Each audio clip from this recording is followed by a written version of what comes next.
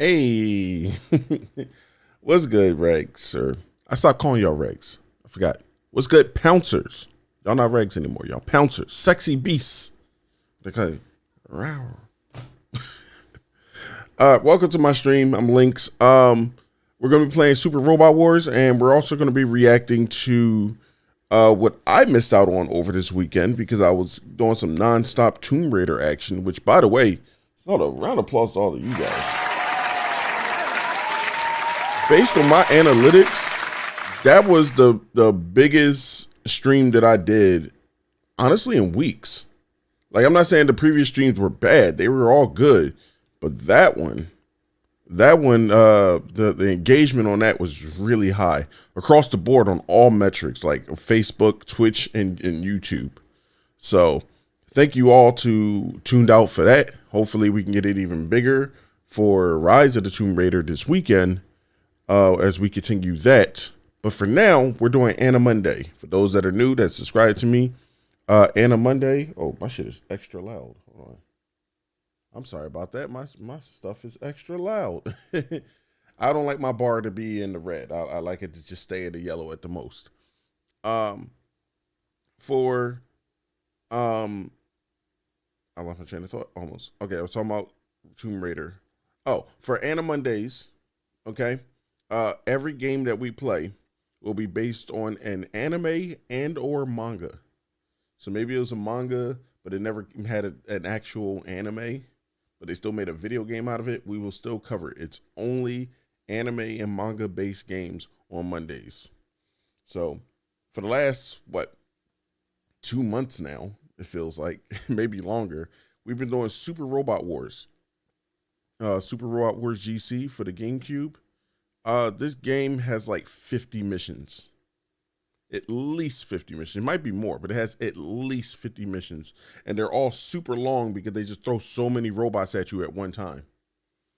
Per war. Like other games like Fire Emblem is usually like, all right, you got your 5 characters. You might have to go up against 8 to 10. And then that's it. But in this game, it's like, even Namco Cross Capcom, they throw like 5 at you at first, and then they'll throw like 5 more in. But even those battles feel a lot faster than these battles.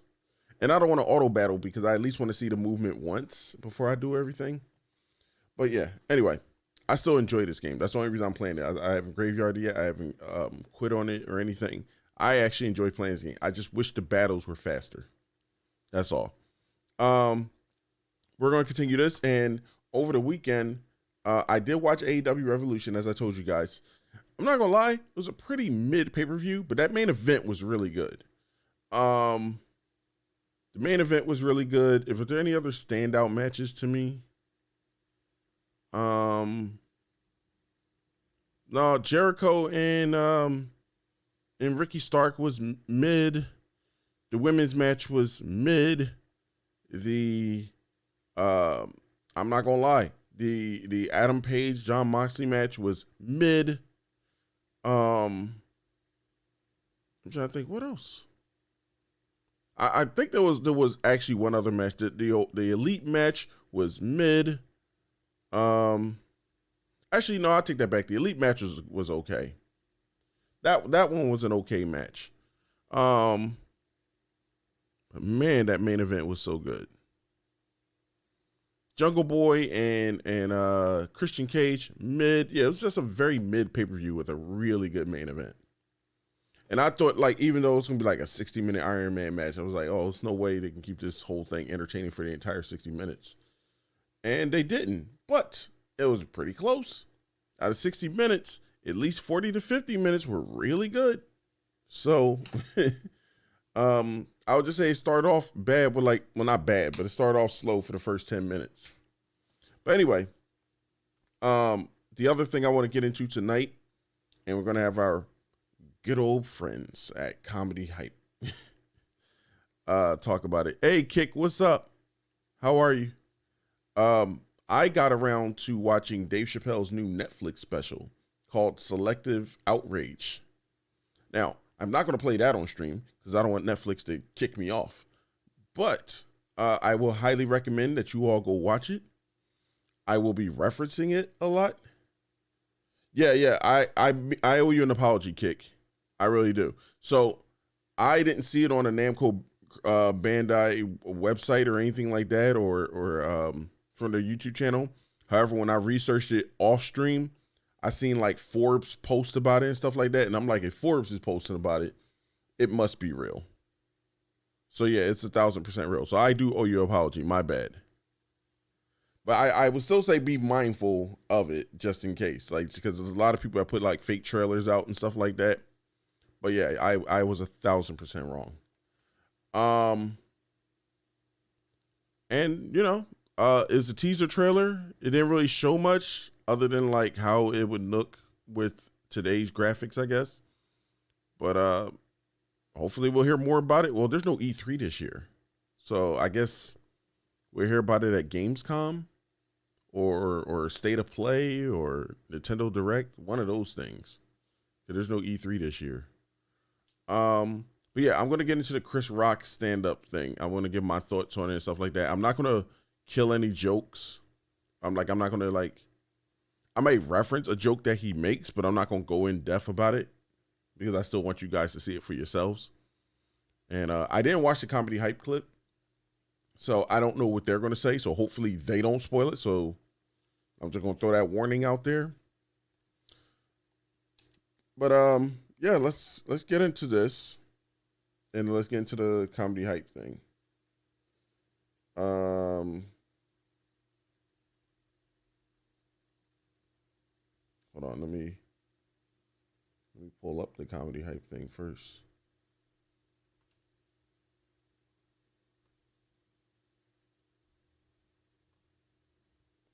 And comedy hype, I already know. See, when I read the headline, the comedy hype,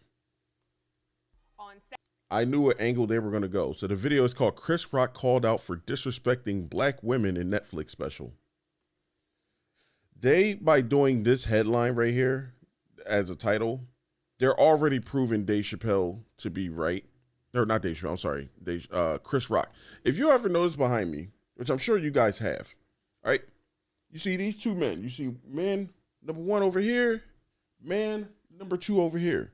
This is George Carlin. And this is Patrice O'Neal, right? I'm a big fan of comedy, right?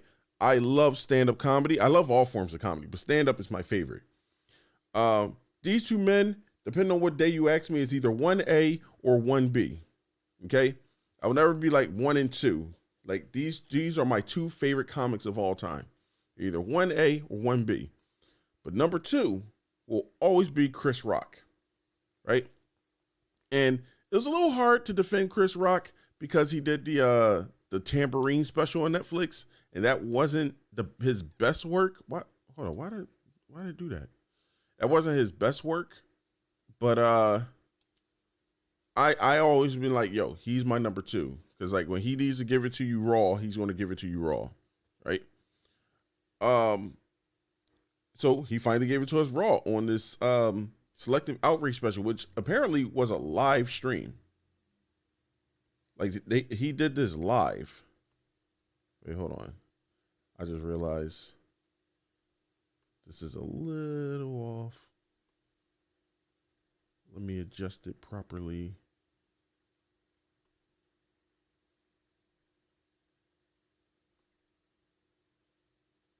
Okay.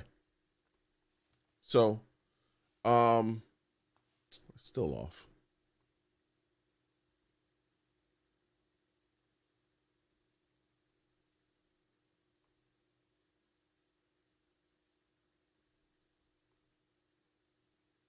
Screw it.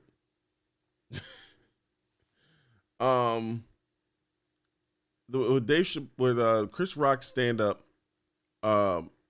it was a perfect title for him to call it selective outrage because I knew based on the stuff that he talked about, people are going to have selective outrage. It's the same thing where it's like Dave Chappelle last year was talking about the trans stuff, the trans issues and all that other stuff. And then like he was like, yo, anybody should be able to get jokes. If in order for me to be treating you like an equal, you got to take these jokes just like I'm equally giving it out to everybody else. And then they got mad and attacked him and all this other stuff. and everybody was just meeting him was like, yo, y'all proving Dave right now. Well, now we got to flip it on Chris. Chris is proving everybody right. When that slap to Will Smith happened, everybody was talking about it for weeks. Everybody had the criticisms. Some people were saying, like, that's what he gets. He deserved that slap, which is a weird thing to say. But other people were saying, like, I'm glad that Chris took the high road. You know, he didn't like retaliate back, and it was wrong for Will to slap him in the first place. I don't think you should say anybody deserves to get slapped, because you don't want that argument flipped back on you. Because now somebody can have a justifiable reason in their mind to slap fire out of you. So that's why I was like, that's a weird take to have. You don't want to go down. That's a slippery slope. But yeah, the stand-up special happened. He did a live performance on Saturday, even to the point where he almost messed up one of his jokes and recovered it. And it was really good. But like I said, they're going to do the whole thing where I seen a headline that he's called out black women, despite the fact that he, in that same special, he bigged up his ex-wife. He bigged up his 2 daughters. He bigged up his mother, right? His mother was in the crowd. And like he bigged up and celebrated all of them. And they're all black women. But, you know, he said something about these black women, so therefore he must hate all black women. Again, it's selective outrage. Not to mention, in this same stand-up special, I am going to kill one lead. Right? I said no spoiler. I'm going to kill one lead. He addressed the biggest elephant in the room, which is the whole Will and Jada thing. He did that at the end. Okay? He went in more on Will than Jada. But the fact that he said something about Jada, that means he must hate all black women, despite the fact that he went harder on Will. Despite, and not to mention, Jada, if we want to be honest, was the source of all of this, right? Rock made the joke on Jada. Will laughed, looked over at Jada, seen Jada upset, and that's when he felt like, I got to get in a husband mode, and now I got to slap fire out this guy. So this whole thing, she was a catalyst to everything.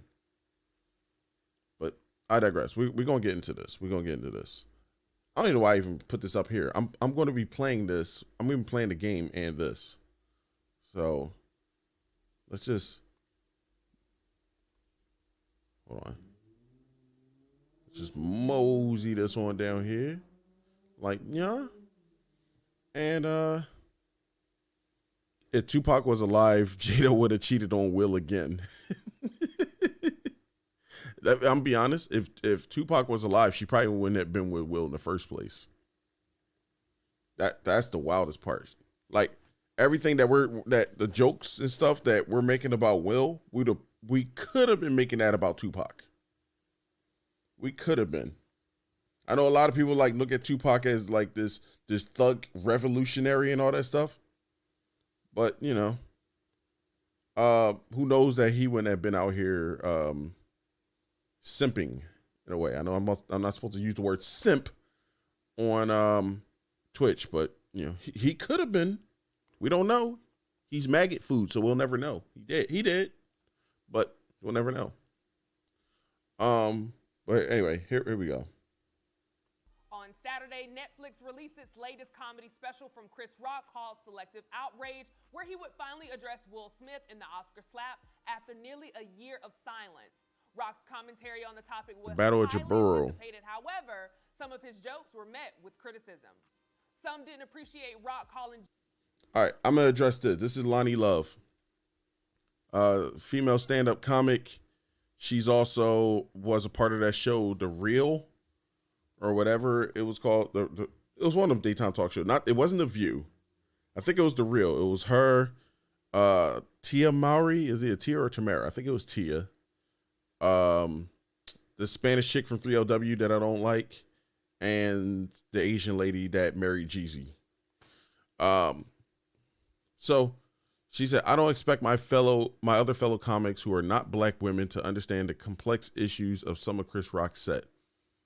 They have not had to endure the issue of sexism and racism from an industry that doesn't understand you as a black woman. #Grace.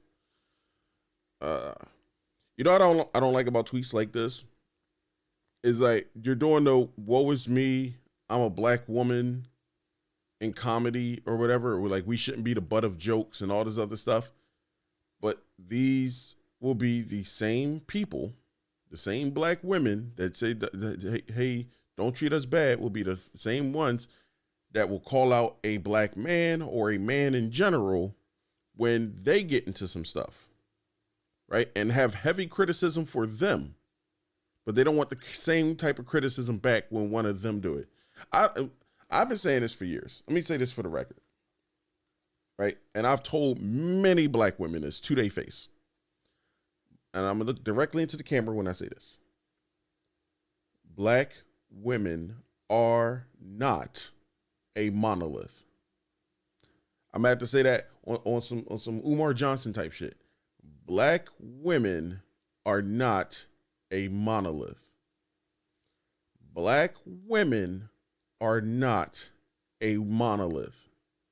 Okay? I have to constantly keep saying that because for some reason, black women, not all, but some, will treat themselves on a monolithic level. They think because they think, move, and act a certain way, and they're a black woman, that other black women should also think, move, and act the same way as they do.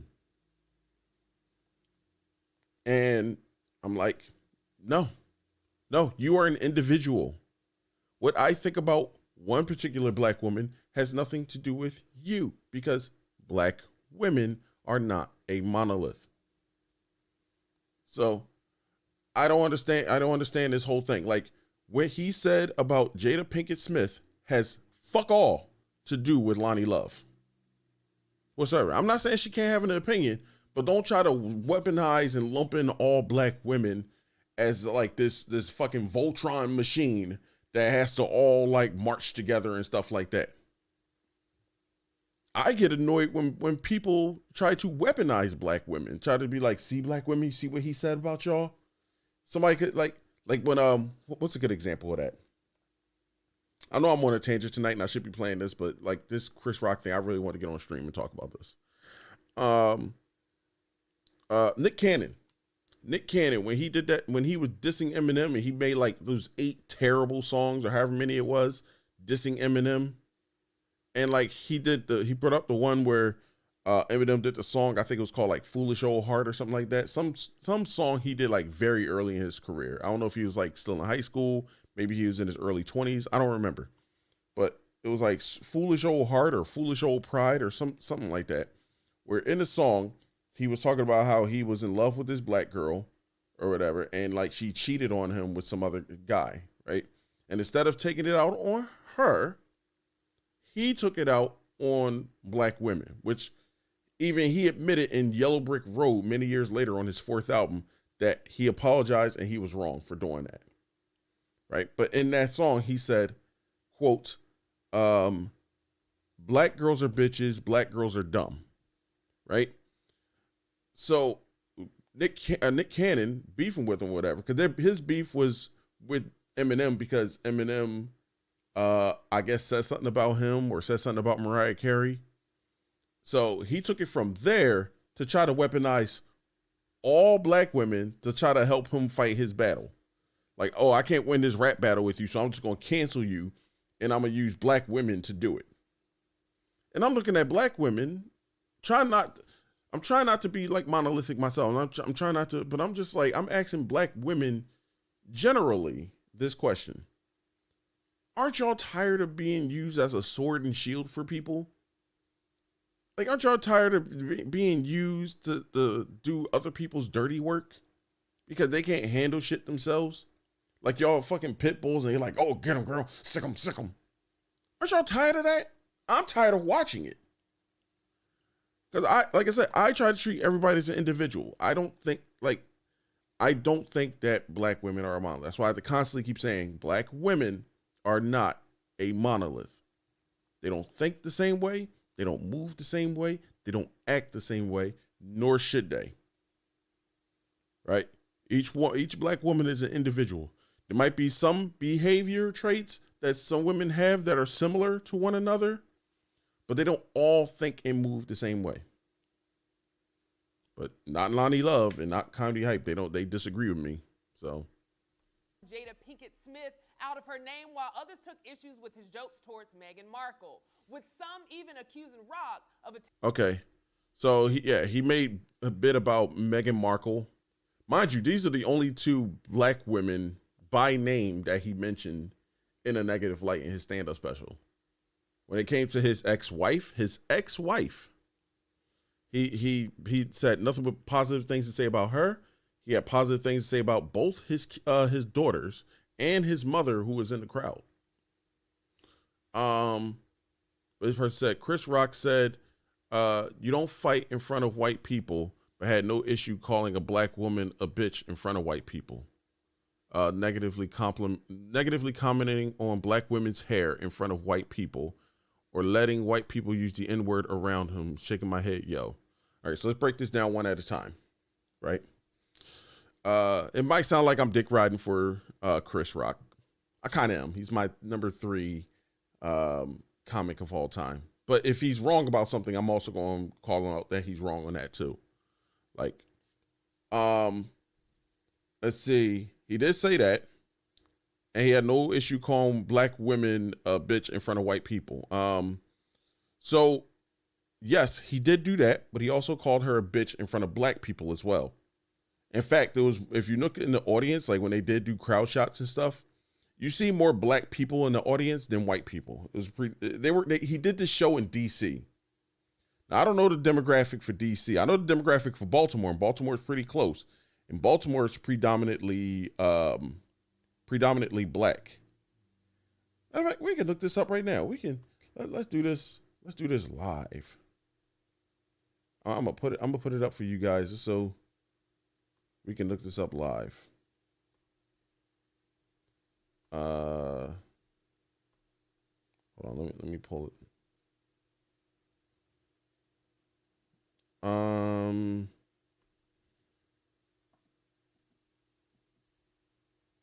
There we go.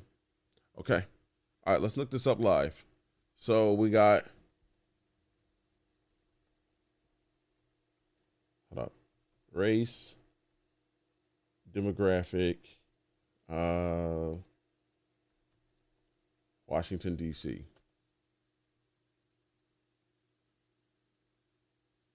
Ooh, it's pretty close. It's neck to neck. According to the census. Which census is this? Like what year? That's the most recent census. So it's very close. So white people are the majority at 45.9%, but black people are literally right behind them at 45.8%. So the difference must be just a few thousand. Let's see if I can find that. They're not going to have it by number, I don't think.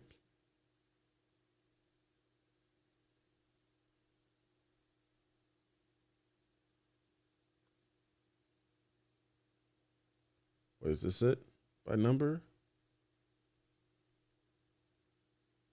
Nope.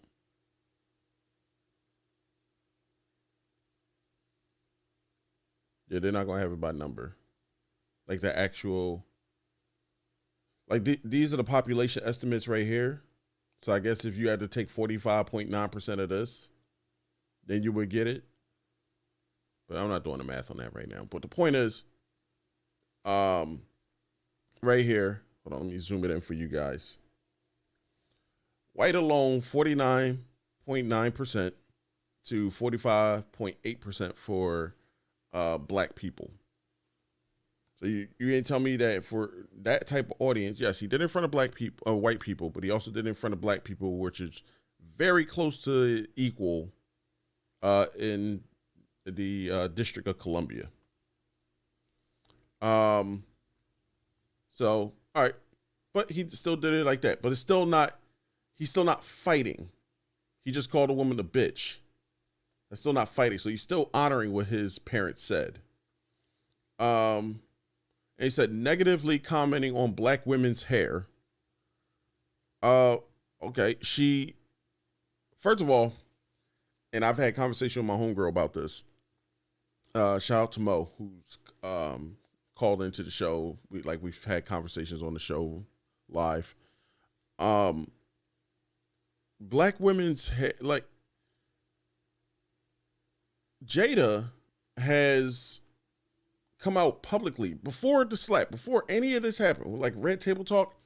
She told people, I think as far back as 2018, I believe 2017, 2018, that she has alopecia and that,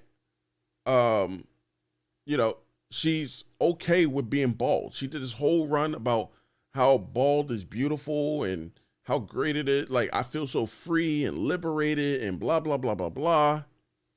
But then the moment Will came for her and made a G.I. Jane joke at the Oscars last year, all of a sudden that was too much. That was mean. That was cruel. That was, and Chris Rock addressed it. I'm not going to go into details on what he said. You guys, if you see it on Twitter, you go see it for yourselves. I don't want to ruin the bit. That's why I don't want to repeat it. But he broke down the source of what it really was. It had nothing to do with the G.I. Jane joke. It's what he said about her previously at a different award show, one that she said she wasn't attending. So, but I'm not going to go into what she said, what the quote was, and all that stuff. You go see that for yourself. So he wasn't commenting on her hair because she's a black woman. She's just a black woman who just happened to go through alopecia. So, you know who else is going through alopecia? A lot of people don't know this. I'm just going to throw it out there. Wrestler Bobby Lashley. He got alopecia. It just happens. It's a genetic thing. A lot of Americans go through it. It's not specifically exclusive to black people. I don't even know if black people are the majority of alopecia. It just hits Americans in general. I might get alopecia. I don't know. It's like I don't think anybody in my family has it, but I don't know. That's probably a part of the reason I'm growing out my hair now, because it's like, A, I never got to do it as a kid, and B, it's like, I don't know what the future holds. I might have male pattern baldness one day. So I'm like, let me grow out my hair now and live my best life. But yeah, he negatively commented in front of her. Again, what does this have to do with don't fight in front of white people? Don't fight in front of white people doesn't mean that to like just blindly kiss your ass and be all jovial. It just means we don't come to fisticuffs in front of Caucasians. That's all it means. It said, or letting white people use the N-word around him. Okay. This one I can easily debunk. It wasn't white people. It was one white person, and it was Louis C.K. Right? There's a lot of people who back in 2011 when, so there was a comedy special on HBO, and it was, I don't even know if it was a comedy special. It was just like 4 comedians shooting the shit for an hour, right? And it was Chris Rock, Louis C.K., Jerry Seinfeld, and Ricky Gervais. Okay? And they were all there. And at some point, I think maybe around the 20-minute mark, there was a Louis C.K. They were talking about like words you shouldn't say and all this other stuff. And Louis C.K. dropped the N-word. Right? Which a lot of comics, maybe not Ricky, maybe not Ricky and maybe not Jerry, but a lot of comics, this guy in particular knew, because they used to do the Opie and Anthony radio show, and Louis would come on there and they would all drop it and all this other stuff. Right? Why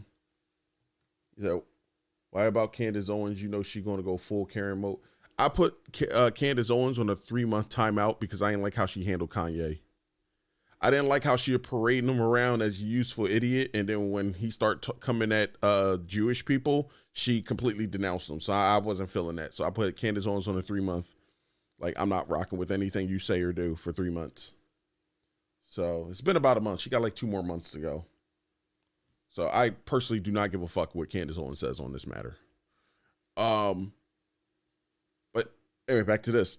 So in that comedy bit, like the 20 minutes, Louis C.K. used the N-word, right? Chris Rock does not have an issue with it because he knows Louis C.K. personally. He said this is his friend. It's this thing that a lot of black people like to do. Like, we don't we try to now act like we wasn't out here giving out N-word passes and all this other stuff. We try to act like that was never a thing. That was absolutely a fucking thing. And it's still a thing now, right? There are some white people out there where if you as a black person are cool with them or whatever, and you know them, right? You have a personal connection with this person, you're okay with them using the N-word around you under certain pretenses, right? If it's just you two having a conversation and that white person be like, you say something funny or whatever, and they'd be like, nigga, you crazy. You're not going to bat an eye at that because that's your homie. You know who that is. Your whole thing is you can say it around me, but you say it around somebody else who you say about somebody else black and they want to throw hands. Well, that's a problem you got to deal with. I'm not getting you out of that. As long as that white person understands that, then that's what it is. Right? Because my thing is, maybe it's just me personally, because I don't get super triggered by that word. Right? I don't let that word dictate my life or my actions or anything like that. So regardless, even if it's used in a hateful manner, because like it's just words. But there's a lot of people where it's like just the mere utter of that word. They're like, you're a racist. They try to do it with Joe Rogan. Joe Rogan, they had like a 30-second clip of him just saying the N-word repeatedly for 30 seconds, completely out of context. It was just him just saying the N-word. And it was enough for people to be like, look, Joe Rogan's racist. He said the N-word. So I'm like, me personally, I don't believe Joe Rogan's racist, right? It's all in context. Like if he's talking about a particular thing, like let's say he's quoting somebody using that word, or if he's talking about a book, like a Mark Twain book where the N-word was used in it and stuff like that, he's supposed to dance around it. Or if he's quoting rap lyrics, singing rap lyrics, he's supposed to dance around it. Like, no, fuck all that. Nobody ain't supposed to do all that. Right? That's not me giving a pass to anybody, but I'm saying like if it happened, I'm not getting triggered by it personally. That's the point I'm making there. But anyway, he was okay with Louis C.K. saying the N-word, not white people in general. He was okay with his friend, who he's known for years, decades even, using the N-word. He said Vincent Hogan. Vince is a good example of like, I'm okay with him saying, because he said it in a joke. He said it in context. It was supposed to be a shock bit. That's why Booker T was there. Booker T was in on it, and Booker T was okay with it. Otherwise, they wouldn't have did the whole sketch. They wouldn't have did that. A lot of people don't realize that. If Booker or Charmel were not okay with that, they wouldn't have did the whole thing. It's been years later. You didn't hear either of them come out and say anything remotely negative about Vince and that whole scene and all this other stuff. So Hogan, on the other hand, in a sense, I can kind of understand why he said it, but I couldn't respect the apology tour he went on afterwards or whatever. Because he said the word because there was a black guy who he said he was he worked for a record label or whatever, and he was going to get his daughter Brooke Hogan a record deal and all this other stuff. He's like, yeah, I can hook you up. I can make you a star, blah, blah, blah. You just got to give me a bunch of money or whatever. He took the money and skated. Okay, he left, and then Hulk Hogan was so mad about that instead of taking it out on that one guy, he used the word and offended a bunch of black people, because again, a bunch of black people get triggered just at the mere utter of that word. He only called that one black guy that word, but the fact that he used the word was more than enough to be like, So now everybody just labeled Hulk Hogan as a racist and all that stuff. I never liked Hogan to begin with. And it had nothing to do with the N-word. I just don't, he's like a insane liar. That's what I don't like about him. So like, it's whatever with Hogan. I'm past it, whatever. Even New Day, when they heard about it or whatever, they still work with the guy, like in the company and all the other stuff. They didn't like boycott WWE. They just let it be known that like, I understand that he apologized and all that, but I'm not rocking with you. And that's another thing too. It kind of came off disingenuous. I call it like when Hogan did the thing. I'm about to go back to Chris Rock. I don't want to go on a Hogan tangent, but when he had the whole Paula Deen thing, Well, Paula Dean was Paula Dean a couple of years ago, she got canceled too because like a bunch of her black staffers complained that she was being racist or whatever, and they sued her for racial discrimination. So then when she did a deposition, where like the lawyers get to ask questions before the trial and all that stuff, and they asked her if she ever used the N word, and she said yeah, but it wasn't like her just saying yeah. It was how she said it. She said it in like a matter of factly way, like she's. It came off as if like she was like, "Of course I do, don't you?" Like she said it like that, and um, and because that got out or whatever, she lost all these endorsements, all these sponsorships, all this stuff. She lost a lot of money, and then she went on an apology tour, crying every chance she got, shaking black hands, kissing black babies, blah blah blah blah blah. Right now, fun fact: she's still out here, still cooking and all that stuff. She got like a YouTube channel and all that. I don't know if I tell y'all to go subscribe. I really don't know what she does. Like, I just know she still cooks on YouTube, but take that for what you will. But yeah, she lost a lot of money off of that, and that apology tour just like I don't know, it didn't hit right. It didn't seem like you were actually sorry. It just seemed like you were feeling bad that you lost out on money. So, so yeah, we watched that, and Hogan's doing the same thing, and that's why it didn't work for him either. But anyway, but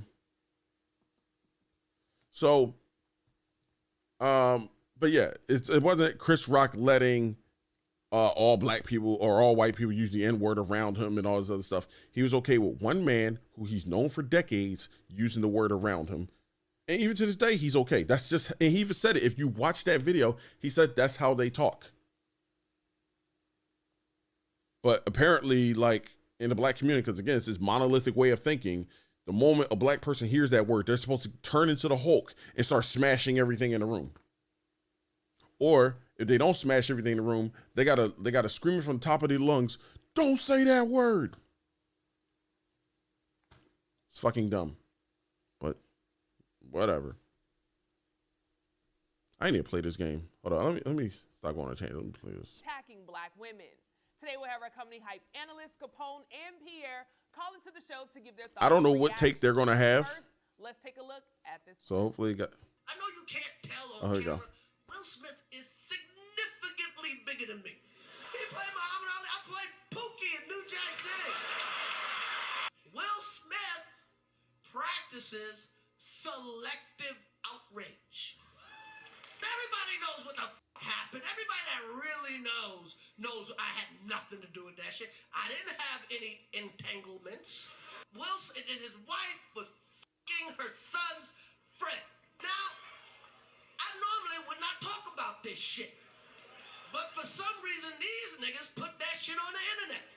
I have no idea why two talented people would do something that fucking low down. Everybody in here have been cheated on. None of us have ever been interviewed by the person that cheated on us on television. You know what's funny about this? That's a funny freeze frame I put there. You know what's funny about this too?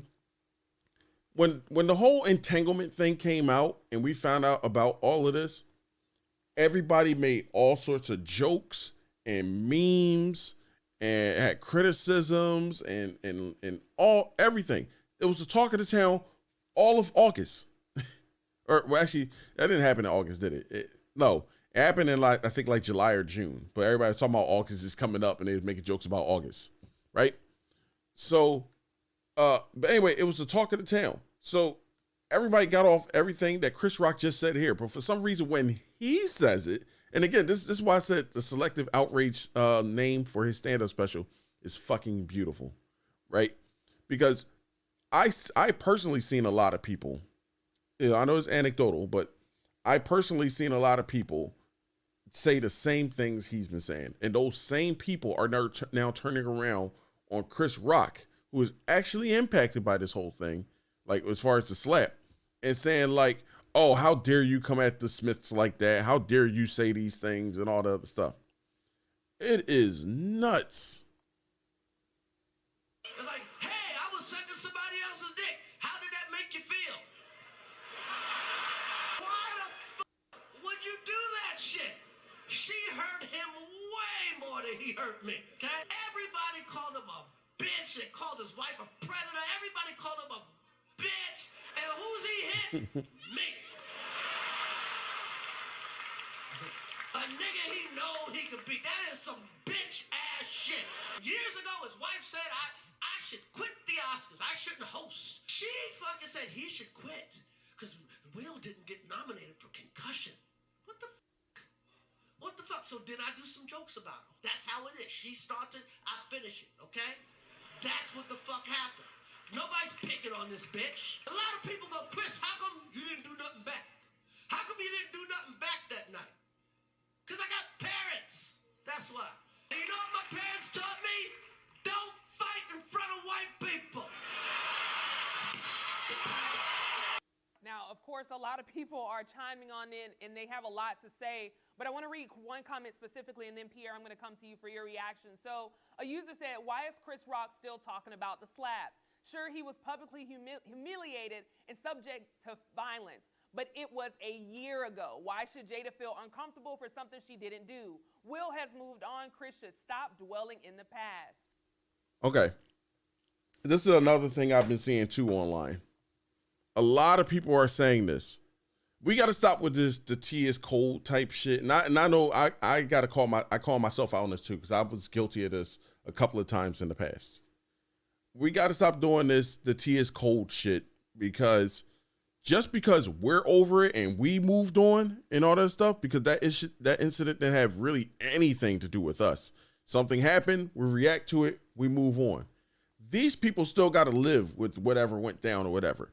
Will Smith's career is still negatively impacted to this day because of that slap, right?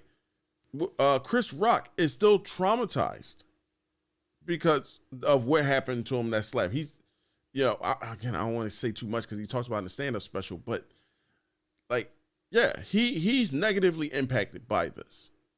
Okay, so just because we're over it doesn't mean that somebody who actually been affected by it, because the first thing that happened was like, yo, I wonder what Chris Rock has to say about it, and a lot of people understood at that time that it was like, Chris Rock's a stand-up comedian. He's going to put this in a special and he's going to address it there. Now he puts it, he's a stand-up comedian. He puts this as material for his stand-up special, puts it out, and then people are talking about some, oh man, that was a year ago. This is what I mean. This, again, the perfect title for a stand-up special. This is selective outrage.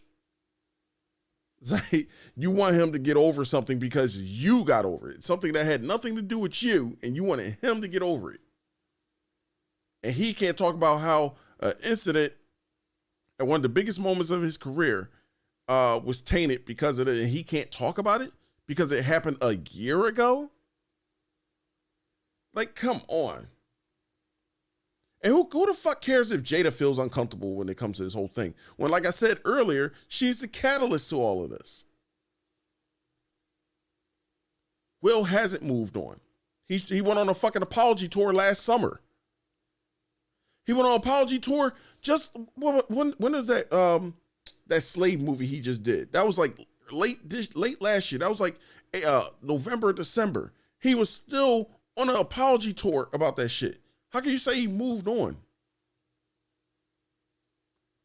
I want to come to you first, Pierre, for your thoughts. What's your reaction? Do you think Chris should stop talking about the slap? Well, we mean stop talking about it. This is the first time he talked about it. Talk about it. It just because it takes a year for you to talk about it doesn't mean. Remember, you can't tell somebody else how to grieve or feel pain. You know, let's stop all this. Let's start telling people it's time. Your time is up. You got to stop talking about it now. You know, it is what it is. Somebody talks about it when they want to talk about it. And he felt the need to say, you know what? I'm going to wait until my special come out to talk about it. Yeah, like that's a very good point. It's his first time talking about it. He didn't go to Gayle King. He didn't go to no media outlets and being like, oh, this is what I think about it and play the victim card. He was like, no, I'm a comedian. I'm going to turn this into material. And that's what he did. So this is our first time hearing him talk about it. Will Smith, just because Will Smith want to hurry up and talk about it quicker, don't mean it's Chris Rock's time to hurry up and talk about it. People are just foolish to talk about when somebody should talk about something. Yeah. I think it was. You know what? What would have happened if he would have talked about it on the special? We'd be like, what the hell? Yup. That's another thing too. I'm so glad Pierre is bringing this up. I know I'm interjecting, but I'm so glad that he brought this up. If he did this whole hour-long stand-up special, right, and didn't even reference Will and Jada, there'd have been a bunch of people like, why didn't he reference Will and Jada? This is what we came here to see. Now that he does address it, it's like, oh, the tea is cold. Nobody cares anymore. Why are you dwelling on it? It's a damned if you do, damned if you don't. The slap. The people say, why are you talking about slap? God damn. So, y'all with them fucking people, man. Get out of here with that. Get out of here with that bullshit. Absolutely. It's like people are anticipating and then it happened and then now they're upset. I know you actually watched the special, Pierre. What did you think about the special in totality? Because people are only taking out bits and part of it. But in totality, what did you think about the special? Before he answers, I'm going to take it like she asked me. I thought the special was really good. Do I think it's his best special ever? No. I don't even know if I would even say like top 5. I think this is like maybe his 14th special. I don't know if I would say this is top 5. I don't know. I have to go and look at the list, like all of Chris Rock's stand-ups and see where I rank it there. But it's pretty high up. I will say that. Okay, to me, his benchmarks are Bigger and Blacker. Bigger and Blacker and Bring the Pain. What's the other one he did? Bring the Pain. Bring the Pain. Those 2 specials are his monument. It's nowhere as good as those 2. I wouldn't even say it's as good as Never Scared. Like Never Scared was pretty good too. It was definitely better than Tambourine, the special before this on Netflix. It was definitely better than Tambourine, but I don't know. Like I said, I would rank it very high, but I don't know if it's definitely not better than the other 3 that were said. This one here didn't reach that levels, but it was good to see him back hungry again. You saw him pacing the stage like that, and that's what Chris Rock does when he's on. He was super aggressive. See, this one here had a lot of good parts in it, a lot of good moments. I enjoyed the special. Was it one of his top specials? No, but it was damn sure wasn't one of his bottom ones. I'm tell you that much. But it was a good special. I enjoyed it. I think it came from a lot more anger. You can see a lot of frustration was built up to it. Them jokes came out a lot of frustrations and anger to me. And but I enjoyed it. I watched it twice, so it worked for me.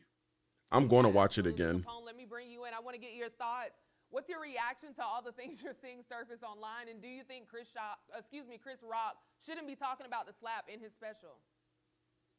Man, from what I seen, I didn't see the special, but from what I seen, that was comedy genius. He didn't hold back. This was what real comedy is about. You should be able to speak your mind. And if somebody slapped me, I don't care if it's 5 years.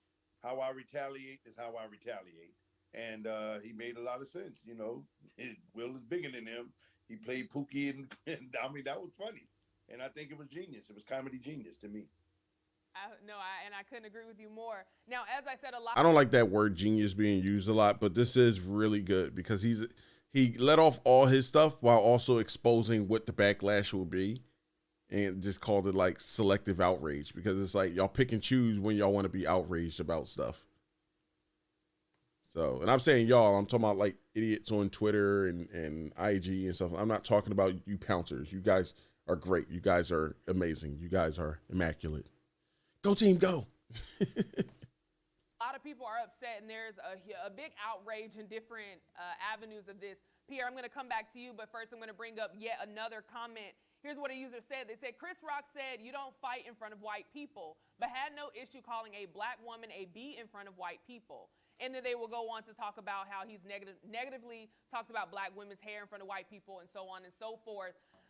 I'm bringing it back to you, Pierre, only because this is what the comments are saying. This is how people are reacting to it. Do you think he was wrong for calling Jada Pinkett the B word or for saying the things about her that he did in his special? No.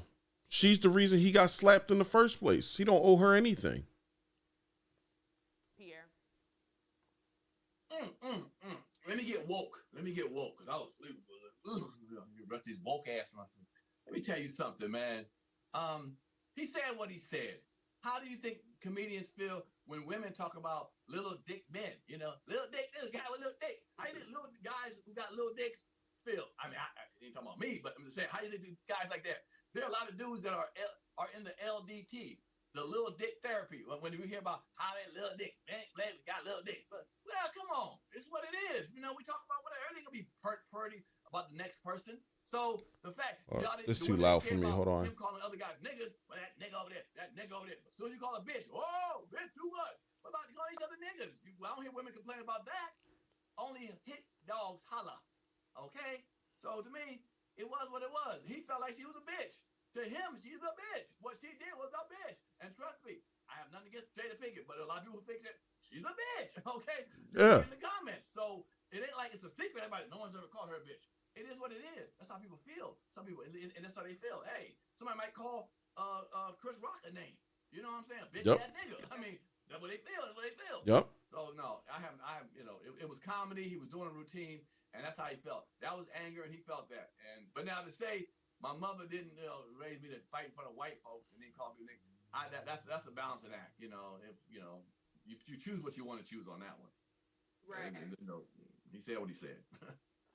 Capone, let me bring you in. Same question. A lot of people are upset saying that, hey, Chris Rock, you're disrespecting black women in front of all these white people. I want to get your thoughts. Do you think he was wrong for calling Pinkett the B word? No, he felt what he felt. It's not a lot of people. It's just what comedy hype wanted. It's the narrative they want to frame so they can have the conversation they want to have.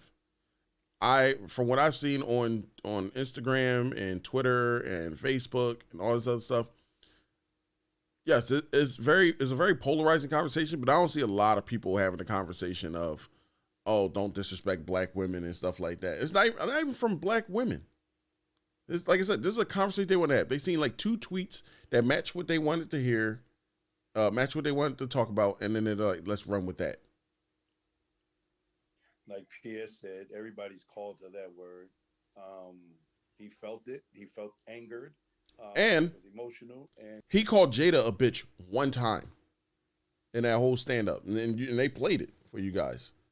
The whole time, he was talking about how everybody called Will a bitch out of that whole thing. Because remember, his wife cheated on him and then interviewed him about the cheating. That's some bitch-ass shit. So everybody was calling him that, and then he took out all that frustration on Chris because, as Chris said, he's a smaller guy. You felt like he was smaller, you felt like he was weaker, so he'd be an easy target to take it out on. Like, The Rock was in the audience. I'm not saying The Rock said anything about Will or Jada. He most likely didn't. But if he did, I guarantee Will would not have had that same energy. Will, if The Rock was on stage, told the same G.I. Jane joke, and Jada had the same reaction and all that stuff, Will would not have went up there and slapped a 6'5", 300-pound Samoan in the face. I personally believe that. I can't prove it, but I personally believe that Will Smith would not have had that energy for The Rock. You went after him because he's smaller. That's some bully shit. And he expressed himself. And so anytime you get smacked and somebody laugh at you, yeah, I would have felt the same way. Yeah, and honestly, I think the name of this special was perfect, Selective Outrage, because I'm pretty sure those same people listen to music that call women, black women, bees all days and all kind of things. So Selective The lack of self-awareness is astounding. Outrage was perfect, and he knew what he was doing. Capone, I'm going to start with you on this one.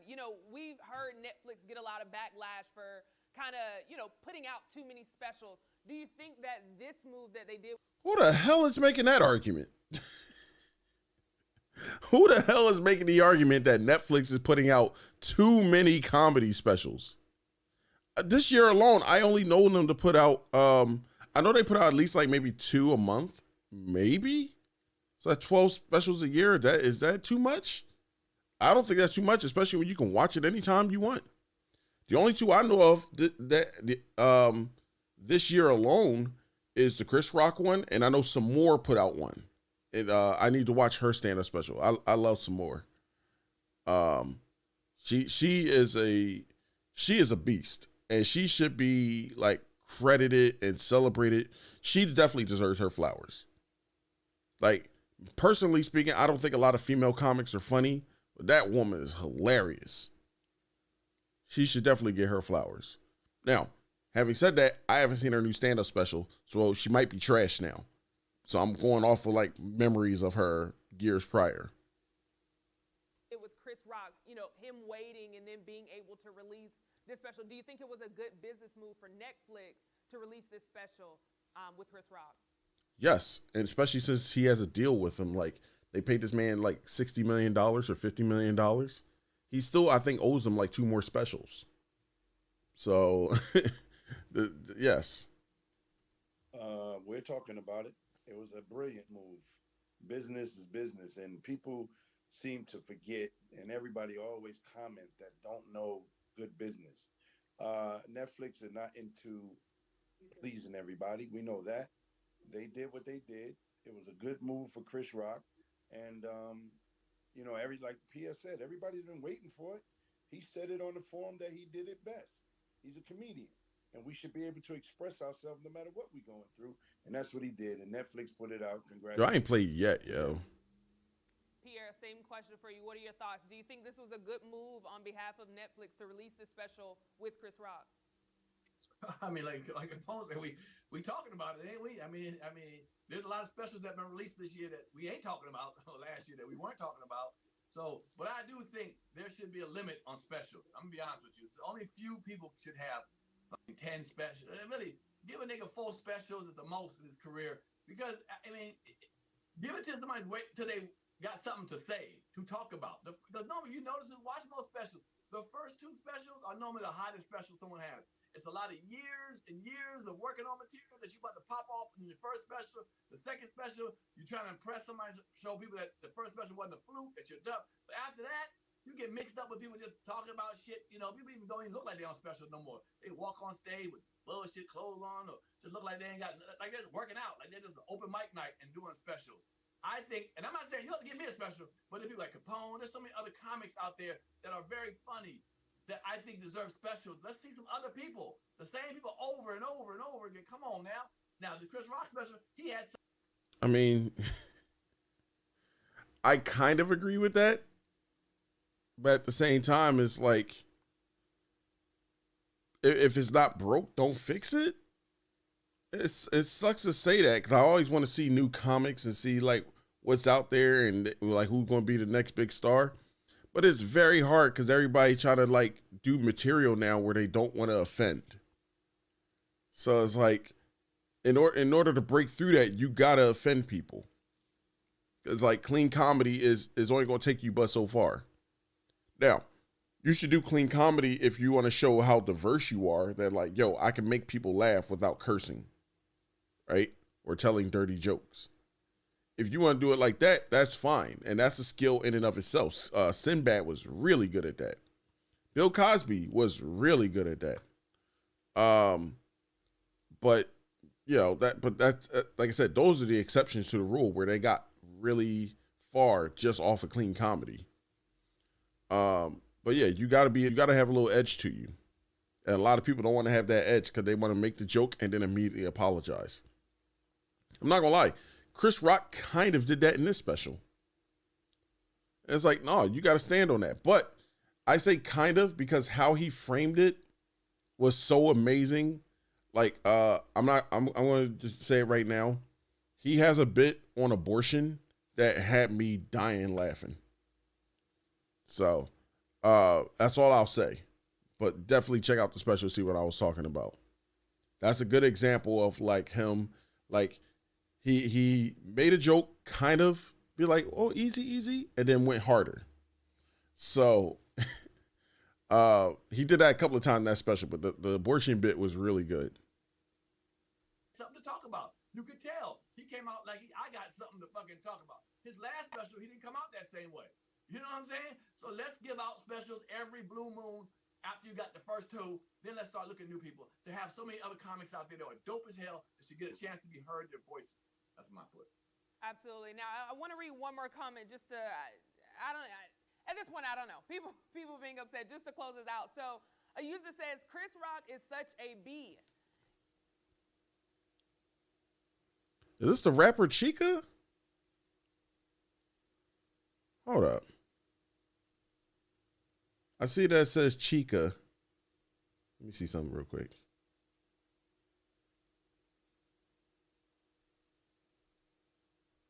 It's a user. She can't even.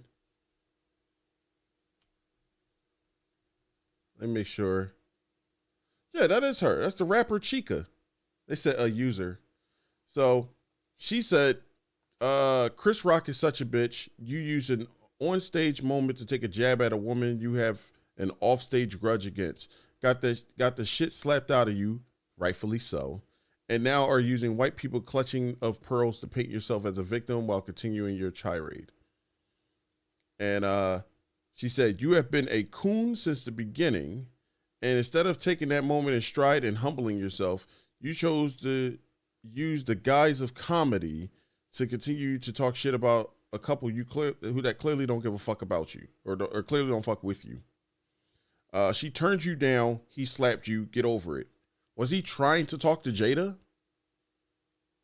She's all over the place. Like this is a hit dog will holler moment. Hold on, put it back on screen for you guys. This is a hit dog will holler moment. So the moment happened off stage, but usually, hold up, correct me if I'm wrong. Aren't most stand-up comedies or just comedians in general, they talking about off-stage shit? That's their whole thing. They don't never really talk about shit that happens on stage, because most shit don't happen to them on stage. Most of the shit that comics talk about happens to them off stage. So of course you're gonna talk about off stage moments on stage.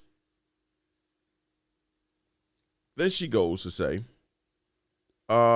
he got the shit slapped out of him, rightfully so. She felt it was rightfully so. Because she already don't like what he's saying. So that's why she feels it's justified. Again, I told you guys before, you shouldn't go down that path of justifying why it's okay for somebody to slap you, because now somebody can come up with their own reason to slap fire out of you. Right? You don't want to go down that route. That's why you should just stick with the default. Keep your hands to yourself. Unless you're okay with somebody slapping you under their reason.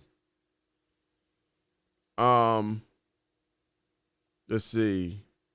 And now you're using white people clutching of pearls to paint yourself as a victim. He is a victim. He got slapped, didn't he? He didn't go assaulting people. He told a joke and people got in their feelings. He was doing his job. He's a stand-up comic. His job is to tell jokes. And then she called him the C word, which I'm not gonna lie. I had a lot of black people call me that word numerous times throughout my life. What I learned is that most black people, and I'm doing a monolithic thing, but I should say the most black people that I've encountered that have called me this word. One or two things, right? As soon as they call me that word, I just be like, okay, give me the definition of that word without using, give me the definition of that word. Oh no, what did I say? Tell me what a coon is without using me as a definition or example. Most of them cannot do it, right? Because they don't know what that word means. It's just used as an insult amongst other black people, and they think it means something harsh. Which it does mean something harsh, but again, they don't know the meaning. They don't know how to define it. They don't know what it is. They just hear one person say it. It sounds harsh, so they just say it to someone else. Right? For the very, very, very few that actually do know the definition, my follow-up was then, how does that make me a coon? Because a coon is a person that says and does things for the detriment, for the approval and appraisal of white people. That's like if a black person does it, right? So you would have to say, for example, this stand-up special that Chris Rock did, you would have to say that Chris Rock did this whole bit just so he can get in the good graces of white people. one, you got to be able to prove that, right? Because like that's what leads to the second part for the very few people that call me that is like, how does anything you just said prove that I'm doing this for the approval of white people? I'm like, I'm just saying to you, I don't give a fuck if white people agree with me or not. Like, I'm not doing it for them because I don't care about them in this moment. Like, it has nothing to do with them. So how are you saying I'm doing it for the approval of them? But then that's what it is. But like I said, I broke down the analytics earlier. 45.8% of DC, not in attendance, of course, but in the city. There's a lot of black people in that crowd that laughed at the stuff that Chris Rock was saying. But we want to ignore them because it's selective outrage. And we just want to focus on the white people that were laughing. What else? What else did Chica say? I know I make fun of Chica's appearance and all the other stuff. And I will say, despite her having her opinion here, I will never say anything bad about her talent. The girl can rap. That's why I thought it was funny when they said a user said. They couldn't even acknowledge the fact she got a blue check. Not that it means anything anymore, but you know, she had a blue check before Elon Musk. And she can rap her ass off. She's just not attractive, so you'll never really hear about her. But I will check, if you like good rap, I will say check out her music. But yeah. And then she wanted him to like take the slap and then just move on from it. And I hate when people say this stuff too, because it's like, if she got slapped, right? Let's say Will Smith slapped her. Would she just take it in stride and move on from it? Would she never acknowledge it? Would she just have to humble herself and just push forward? I highly fucking doubt she would do it. And again, this is the selective outrage. You wouldn't do it, but you expect somebody else to do it. You use an on-stage moment to take a jab at a woman you have an off-stage grudge against. Got the slap out of you, rightfully so, and now you're using white people's clutching of pearls to paint yourself as a victim while continuing your tirade. You have been a coon since the beginning, and instead of taking the moment in stride and humbling yourself, you choose to use the guise of comedy, and she puts in quotations, to continue to talk smack about a couple that clearly doesn't give a F about you. She turns you down, he slapped you, get over it. Pierre, I need you to help me out because I don't get the whole she turned you down thing. Like, does she know something I don't? Like, do y'all know something I don't? Like, was Chris Rock ever trying to hook up with Jada Pinkett?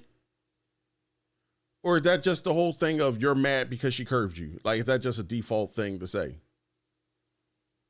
Somebody was put into quotations, and she talks about, you know, having this off-stage moment and bringing it on stage.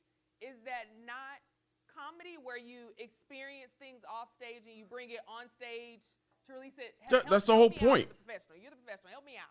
First of all, she's a hater. That lady's a straight hater. She said he got smacked, rightfully so. Really? So it was okay for Will Smith to slap him? You're cool with that on stage in front of all people? Yeah. That was in front of white people. It's like, that was okay to do. Like that, all that was rightfully so. That wasn't a cool moment. He didn't do that for the appeasal of white people. Now, I don't think he was, but I'm saying like you can use that same argument that she did back on her, because then she says no, right? So it's like, what evidence do you have that Chris Rock did it, but Will Smith didn't? Really? Have fun, whoever you are. Really?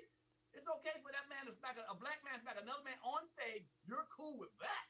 But when he retaliates verbally, that's the worst he could do. Oh my God, he's a horrible guy. Man, whoever she is, kick rocks with both shoes, okay? Get him out of here with that. Whoever she is. You bring something out in the forefront of light and embarrass me or try to make me embarrassed, I'm going to turn it around as a comic and use my strength, which is my verbal humor, and tear your ass up. And that's what he did. Okay, enough said. Yeah. Absolutely. Like you said, he said what he said. Capone, I want to come to you too because I'm blessed to have two veterans. So same question to you. What do you think about, you know, people being upset about? You know the shittiest part about this, now pertaining to comedy hype? tomorrow they're gonna have that bald-headed chick, which I just found out that she's a research analyst. I still don't know what she's a research analyst of, but she's a research analyst. Is she a research analyst of comedy? Is that such a thing? Is that an actual job title? But they're going to have her on. She's going to give her 2 cents. And she's not going to really provide anything of substance. She's going to have more dog shit takes. It's going to make my blood pressure go up. But here we are. Content, baby. Got to get it all. Taking off stage things and bringing it on stage. Is that not the art of comedy? That is the art of comedy. And she actually does not know what she's talking about. And Pierre said it brilliantly. He's right. Whatever my position of my strength is, I'm going to show it. And comedy is Chris Rock's strength. He said it himself. I am too small to fight Will, so I can't fight him, but I will use what I have to show him what I got. And that was verbally attacking him back. And I think it was clever. That's all. Now, I want to read another tweet just because, we have the 2 of you, and I'm honored to have both of you. But I want to hear from a lady comedian, a fellow comedian of you all. And Lonnie Love had this to say, and I'll get you all's reaction. We'll close out. Here's what Lonnie Love had to say. She said, I don't expect my fellow comics who are not black women to understand the complex issues of some of the Chris Rock said. They have not had to endure the issue of sexism and racism from an industry that doesn't understand you as a black woman. Capone, I'll come to you to get your reactions first. To close it out, what are your thoughts? That's from your fellow comedian, Lonnie Love, who had to say that. What are your thoughts on it? My fault. That's her opinion. That's her experience. I really don't have too much to say about that. I mean, everybody goes through something. Black comedians go through things that white comedians don't go through. Women comedians don't go through things that men go through. It's a circle. My thing is, know your freedom of speech because they're trying to take it from us. You should say whatever you feel, as long as you don't have the trying to hurt somebody's feelings. Say what you want to say and keep your integrity high and stop letting people shut you down. That's just the bottom line of how I feel about that, and that's that. Pierre, I want to come to you and get your reaction, but I want to add something to this. As a comedian, does this make you a little bit more hesitant about saying things about black women, during sets or during different things that you may, want to do on stage? Does it make you a little bit of hesitant because of the outrage and the backlash that we're seeing? Okay, so Lonnie Love's a friend of mine, and I respect her, and she's a friend of mine. But worrying about what people call you and talking, like I said earlier about the little penis men. How do they feel when black women or people talk about men with little penises? My friends have told me they hurt their feelings. You know what I'm saying? They don't like it. But you gotta deal with it. We're gonna get talked about. You can say it's different. You don't know. You can't minimize somebody's feelings, how they feel about something. It's how they feel. And I said, about men calling women bitches, black women bitches, and B words or whatever. I mean, it's a long running thing in comedy. We've talked about all kinds of stuff. We call all kind of people. We said all kind of things. It doesn't bother me, vice versa. You talked about light skinned guy. Remember here, sisters, do you believe when they said, you're a bitch or this or that? He's talking about you in particular. He might be talking about bitches. There's bitches out there. I know rough comics like Corey Holcomb, the TK Kirkland. He talks about bitches and hoes. He's talking about the bitches and hoes they're dealing with. If you're a queen and you're not a bitch or hoe, then why is it going to affect you? Why do you think it's going to? Does it have to be you? Are we one way monolithic that everything we said, it got to be everybody? Oh, man. You can talk about light-skinned niggas or corny. You ain't talking about me. To me, you ain't talking about me. I don't care what you say in the comments. I'm like, well, you're talking about another comic. That light-skinned or corny. Not me. So I don't take offense to everything being personally talked towards me when you talk about it in a broad perspective. It's not me. So, and we're comics. And is there a way I can form this? What I say on stage, I don't do it with malice. That's something. If I don't do it with malice, I try to do it with humor. Chris Rock, I think he had a little malice in behind it, but you got to understand why, because he got slapped in front of everybody, so he came a little angry. He had to get some shit off his chest. He was not happy. You can even see at the end. Watch the end, the way he stands there when the show is over. He shows like, man, I was pissed with this. This, it wasn't no smiling and bowing and walking off. Watch the end of that special. He said, I said what I said, and I mean it, and I got off my chest. Y'all deal with it. And that's how I feel. And that's what he did. So. Yeah. I couldn't agree with you more, and definitely, Oh, so I can't put it in this game. There are things that, Black women experience in the, in the comedy realm. However, as a Black woman watching it, I didn't get upset at all. Like, it, from top to bottom, it did not bother me. One, because I understand that I'm watching a comedy set. I think it's beyond my mind to even hear people upset, because people were wanting him to say something. Why isn't Chris Rock speaking? I even heard people talking about Jada. And I'm not going to name any names, but there are a lot of platforms that were putting the blame on Jada during that time when Jada came out and said, hey, I hope that Will Smith and Chris Rock can, find a way to come together or whatever. Like, people were upset at that. So that's why I say I think Chris Rock knew what he was getting himself into to name the special Selective Outrage. He knew what the response was going to be. I'm pretty sure other people prepare him for it, i.e., we know Dave Chappelle is... This is his realm. He knows how the backlash works. So, yeah, selective outrage. And I'll say this much: I'm really hoping, just as a community, as people, especially people of color, that we're past it now. Yeah. The incident happened. Will apologize. Chris got off his back. Let's move on now. If them two guys never get together, so be it. If they get together, fine. This is what I was talking about. That's why this game takes too long. We move on. Hopefully, it was a learning experience for everybody to know we're not about to get on stage and do that for everybody again. You know what I'm saying? Put the hands on people and stuff, no matter what. And I think Will is truly apologetic about it. Chris was like, all right, you can be apologetic, but this is how I feel, and it's over with. Yeah. Let's move on. At the end of the day, can we move on? I want to move on. I don't know how comedy hype is. I guess tomorrow and the day after we're talking about it again. So, but to me, it can be moved on. But right. I get the Absolutely, and I appreciate you for chiming in. That Naruto Storm Pack needs to be done right. Like, let you play as the villains beating the heroes. I mean, Tenkaichi did it. They might do it, depending on how well Tenkaichi does it. Here, I know Capone had to leave out, but I want to know, what do you have going on? And of course, how can people keep up? Woo, we got a juicy week on my podcast. I got my man Isaiah Washington giving his last interview.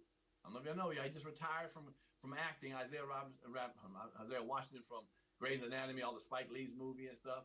We sat down and had a very interesting conversation. So if you can look at it today, we're doing the clips, and it comes out this week. Very interesting situation. You're gonna learn a lot about him. You may understand why he wanted to retire from acting so quickly. But today is his last ever interview on my podcast, Pierre's Panic Room on YouTube. And he'll tell you it's the last one. That, man.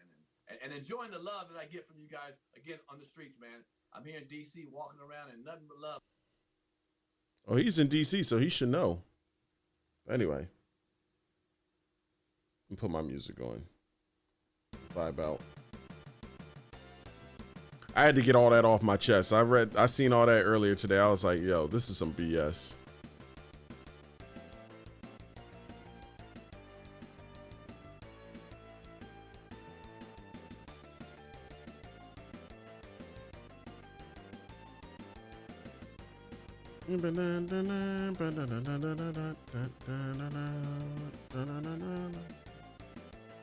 Oh, shooting from the hip.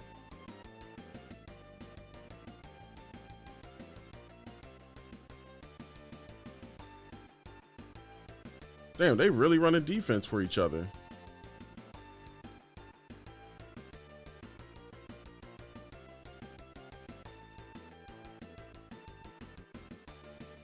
That's crazy.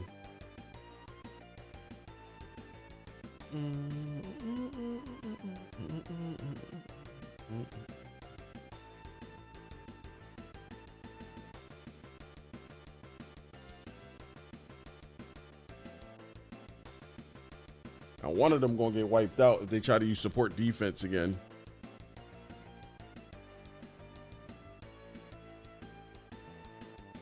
Bam, bam, bam, bam, bam, bam.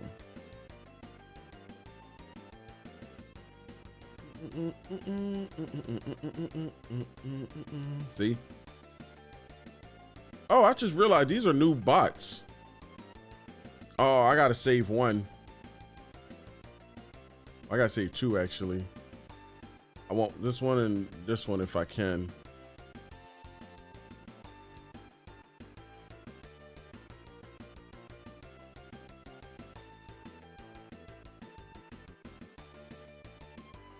me see if I can. I don't know if I have any ones that can aim at the body and all that stuff. I'll have to see.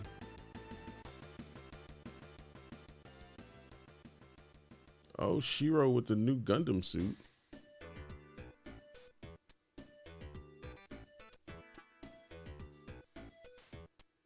Damn. Oh, Wipeout.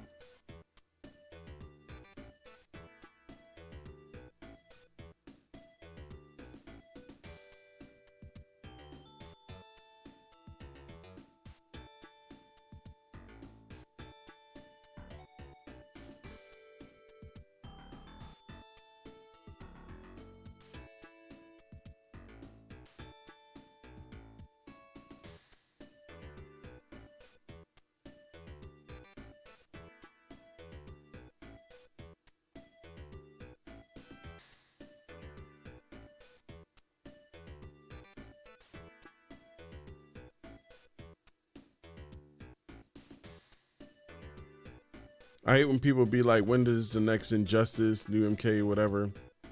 Hey, can you give them time? I hate when people ask a certain game come out. I mean, if the game, I'm okay with it in a sense of, is like months pass and then you're like, yo, y'all still working on it, right? Because there's some games where it's like it gets silently canceled. So it'll be one thing where it's like that, but I don't like when people say hurry up. Like, you don't want a rush game. Don't tell them to hurry up.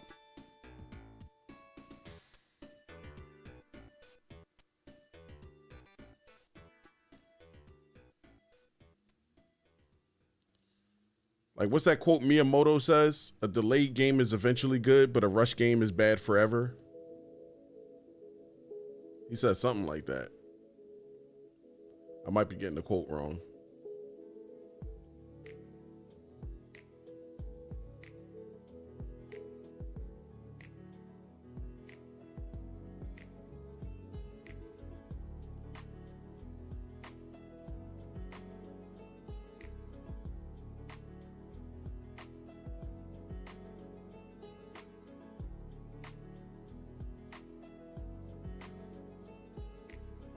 %. Let's see if we can get it.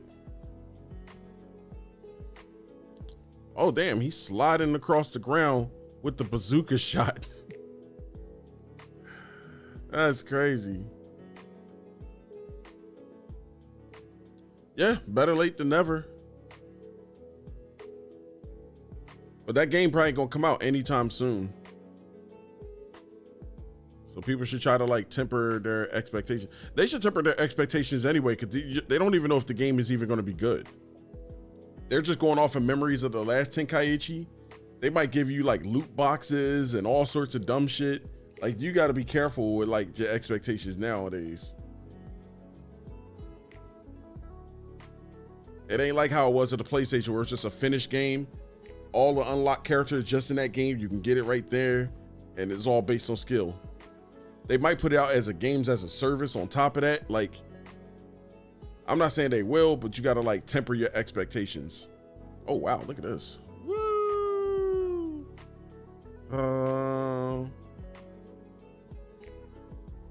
See, that boost should do like AoE damage. That should hit like everybody in the surrounding area.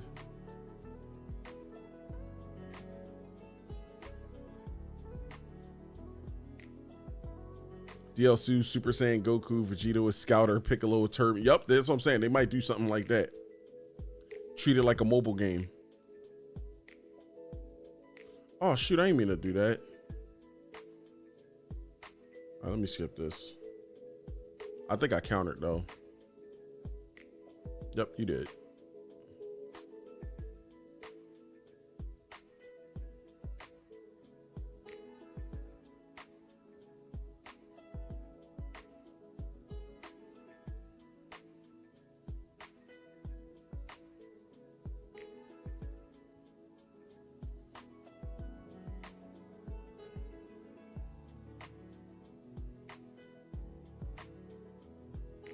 Pew, pew. Look at that dodge. 80-something% still dodged it. Now, I'd be mad if the enemy did that to me.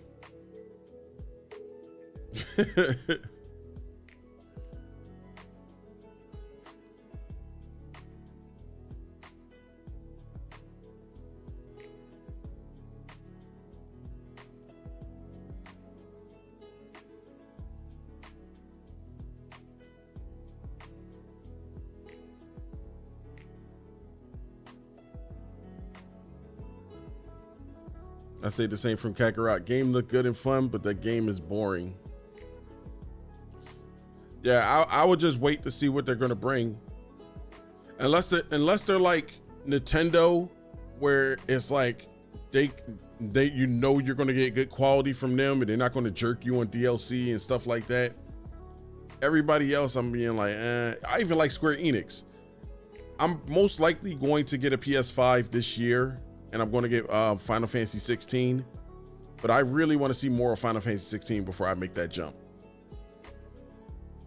I'm going to wait until the reviews come out before I go out and buy it. But if I do buy it, I'm playing it on stream. That's going to be like an all hands on deck. So I'm going to be playing nothing but Final Fantasy 16. But that's if it's good.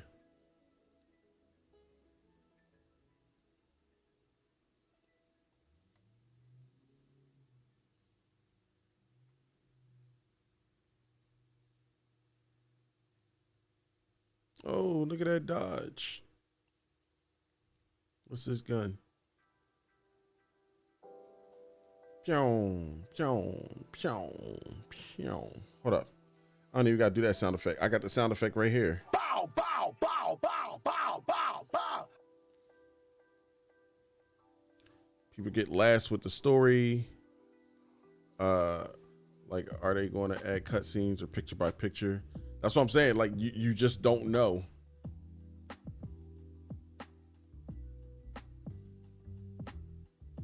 So it's good that they're doing another Tenkaichi. You only like people don't even know if it's even going to be like the same type of Tenkaichi from back then, like the gameplay style and all that stuff. They might give you a brand new game and they just put the Tenkaichi moniker under it. That's why I will wait until they show more gameplay footage so you can know what you're getting yourself into. That's why I would like when like Gamescom and E3 and all them, when they show like CGI trailers, I don't get excited at all. Because I'm like, what is there to get excited about? I don't know what you're showing me.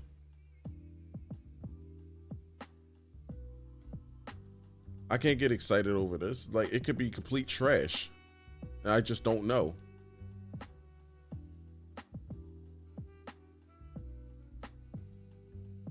Oh, this man underwater? Coming with the headbutt? Oh, not a headbutt. Straight jab to the gut.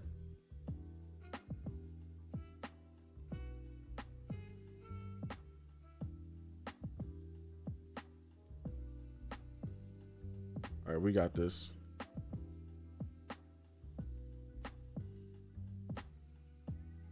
Oh, we got speakers. Speakers on our shoulder blades. Oh man, you don't hit hard at all. I should have leveled you up. Oh no.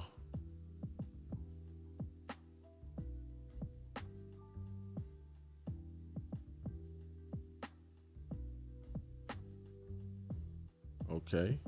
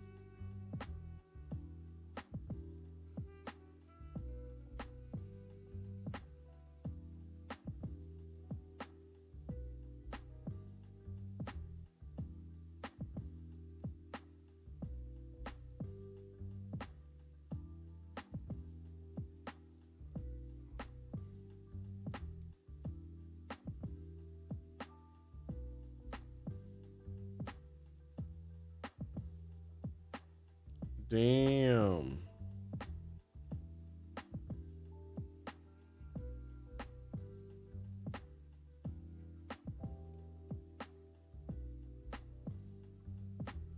None of them do it.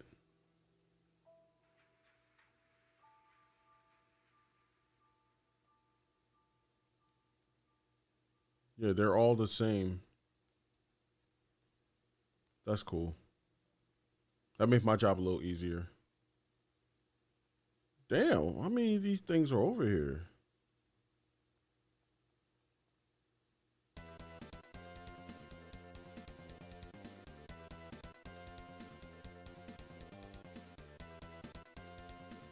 Hit him with a...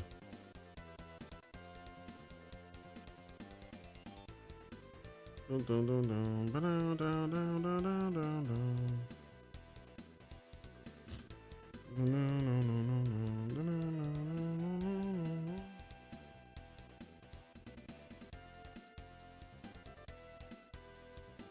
Oh. Got one out.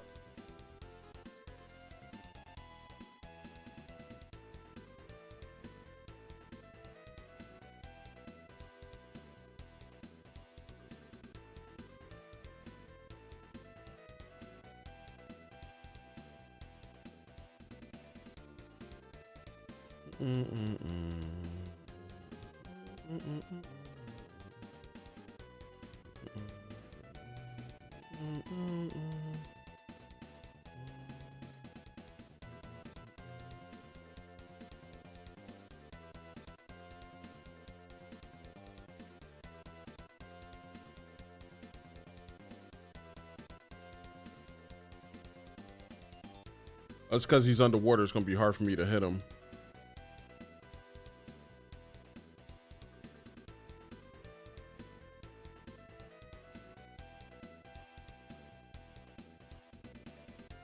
Oh, straight from the hip. Let's see. Damn, 10?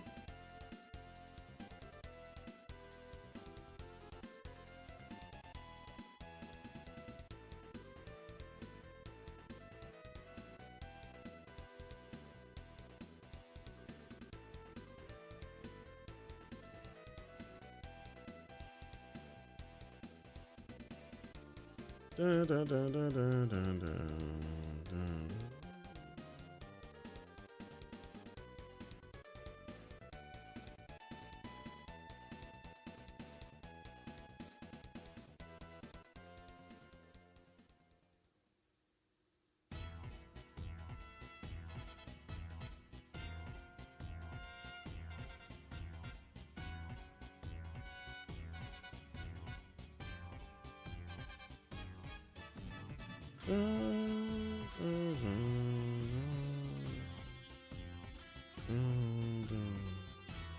Oh, double fist.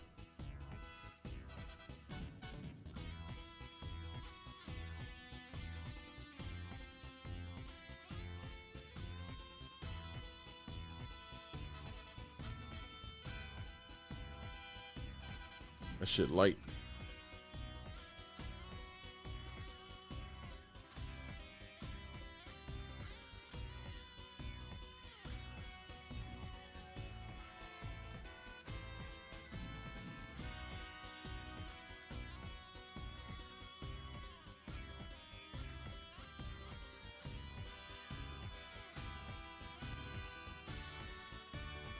Man, this thing is huge. Here we go. Bam. Bam. Bam.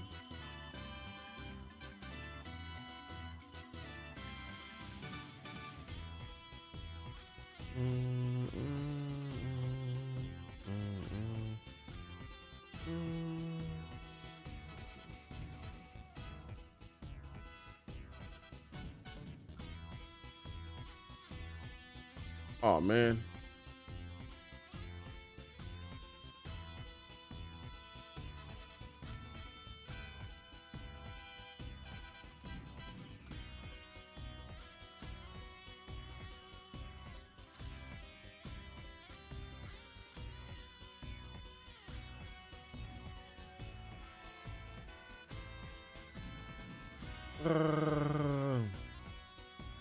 Boom, boom, boom, boom, boom, boom. Got him.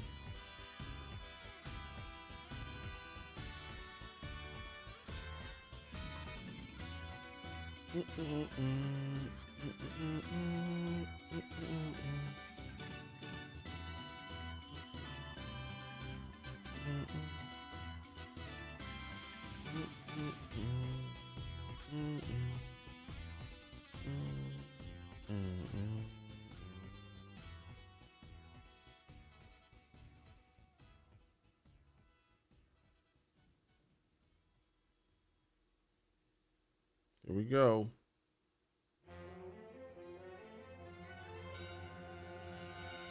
It's going with the beat.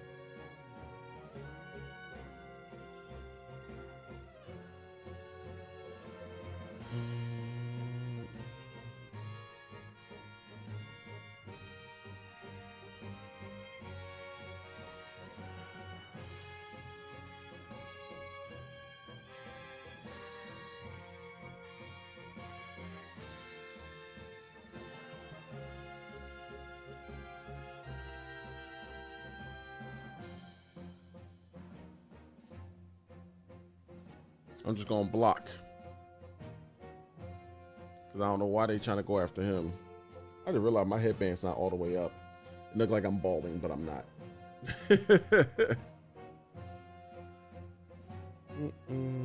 Nice. Shield defense.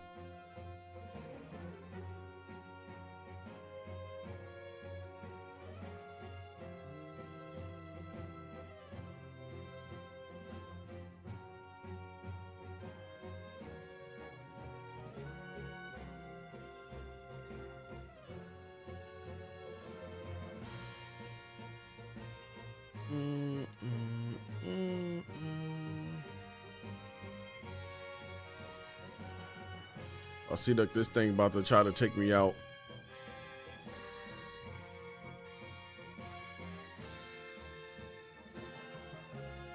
Oh, how much damage? Oh, that shit's weak. It's over for you. It's over for you.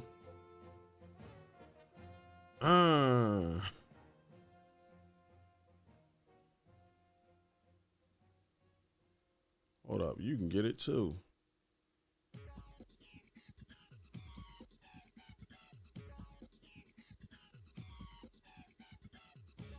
Get out of here.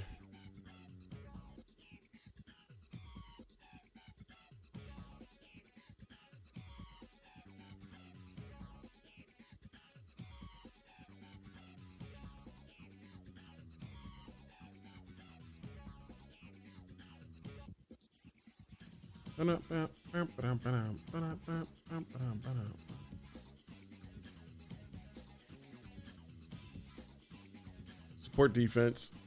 I swear I took support defense off, but I get support defense anyway.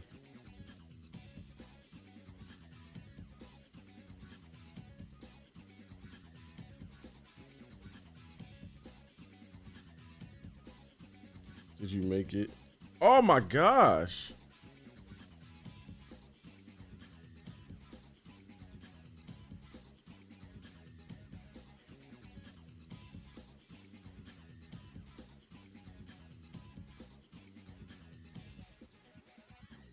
Don't fight anyone else. All you just charge in. I dispatch the GM. Auto launching.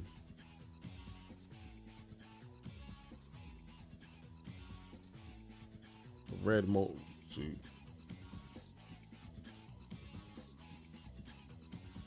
Don't be reckless. Why would you go over there?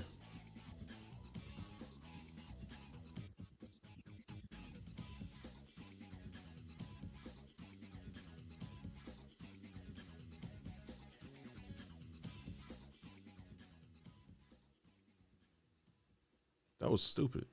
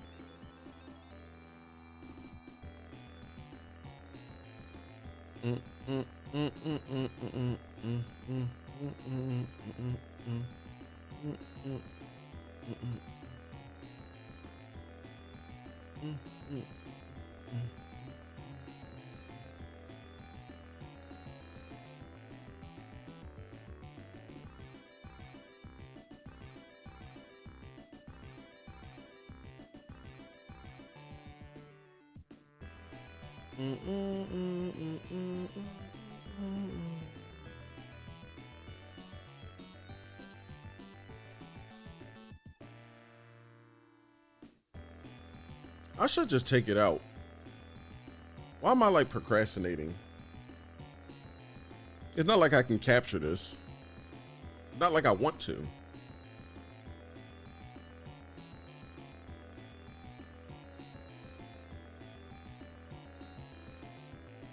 There we go. Yeah. Yeah. Yeah. Fly. And come down as a winged bird of energy. And it's a critical hit.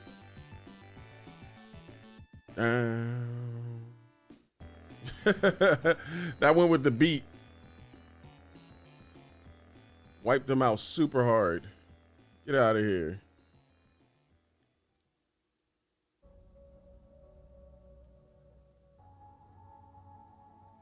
All right.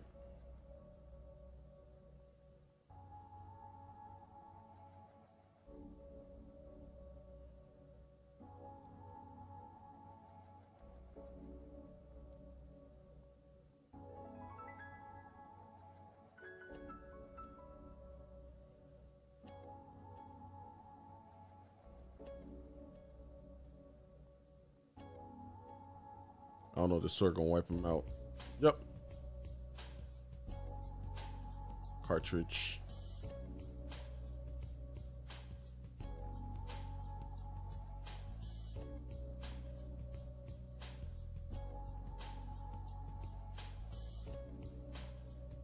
All right, you four will handle this. Everybody else head south, I guess.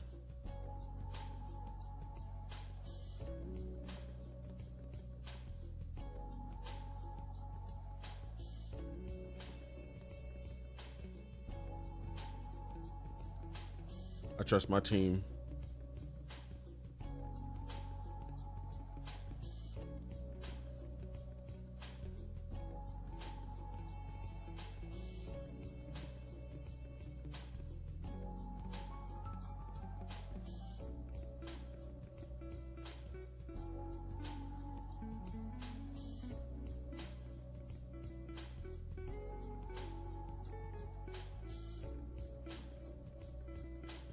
Bam.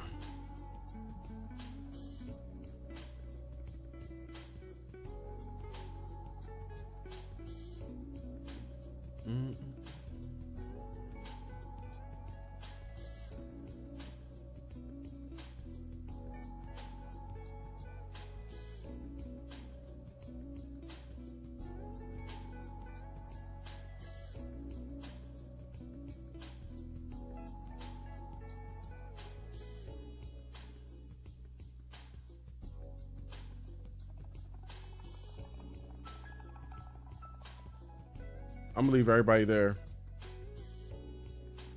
So you got to come to me next turn and I'm gonna wipe everybody out.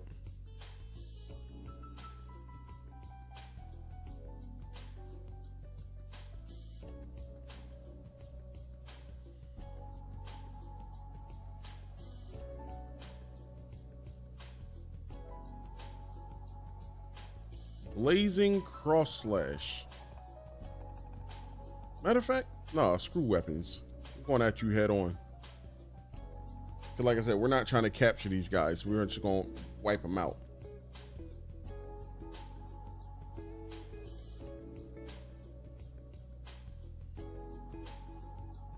Oh, look at all the mini bombs. Defense. Nice.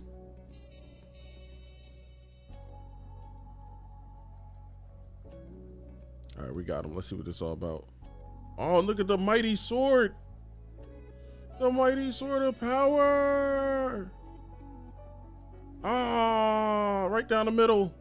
And then right across. It's over. Damn. Barely surviving. Barely. Barely.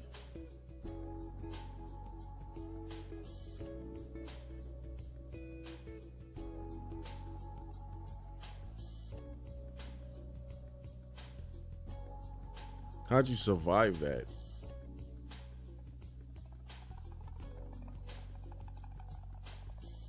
He's over.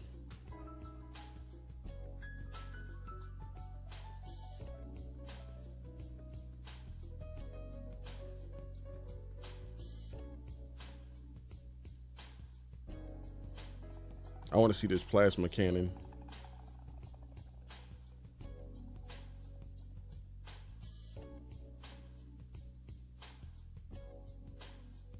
Ooh.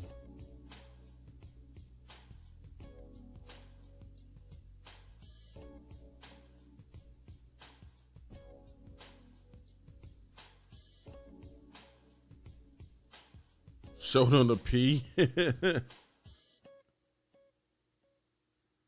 OP.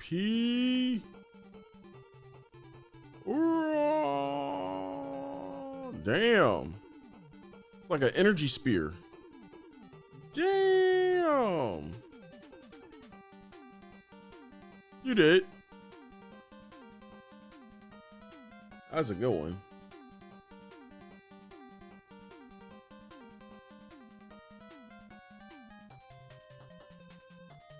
Instinct.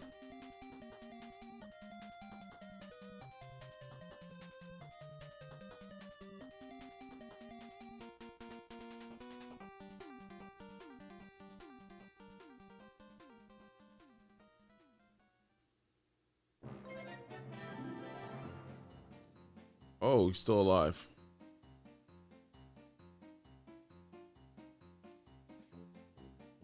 Hey, Felicia, how are you? I hope all is well. How are you today? It's funny that you show up when this music comes on. So happy, so jovial.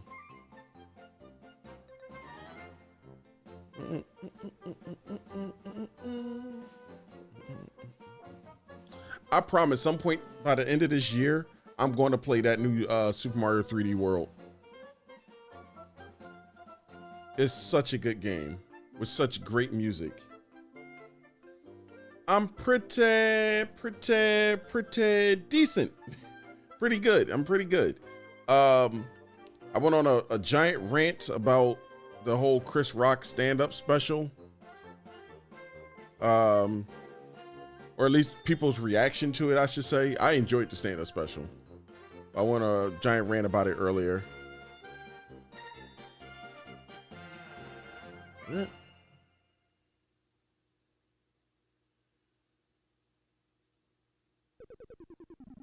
Now I'm just trying to beat this. After I beat this, I'm calling it a night. We only did one mission tonight, but screw it.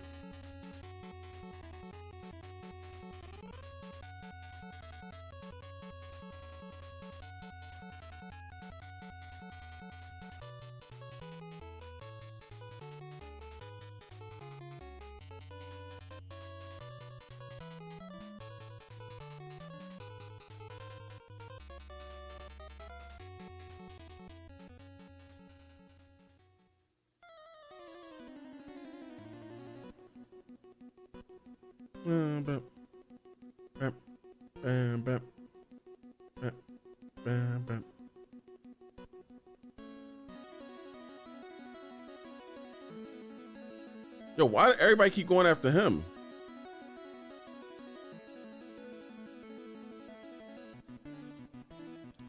It's like they want the power.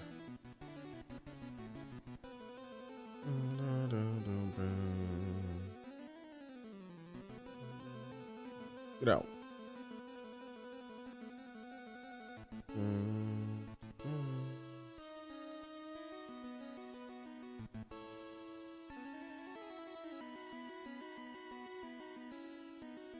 I watch the animation when it's a new attack.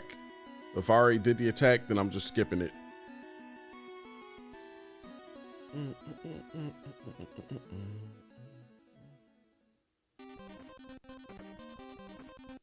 What's this, Quick Man song? Oh, damn, look at that. The dual Gatling. And he gonna fly at you with it. He gonna get in close with the Gatling. Damn, lit him up. Damn. Did 8K damage.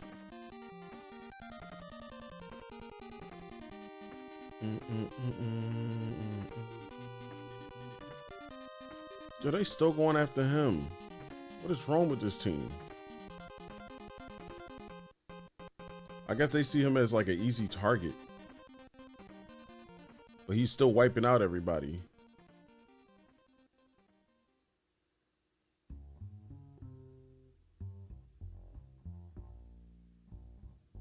Finally, my turn. All right, so we still got... Look at him landing the cut down here.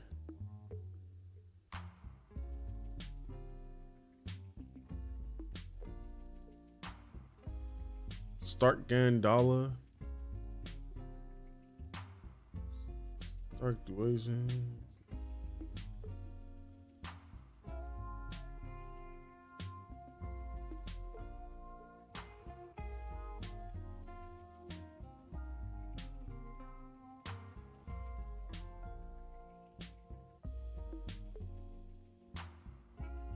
No, we're going all the way over if we can. I guess I can't. All right, so screw it. We'll take you out.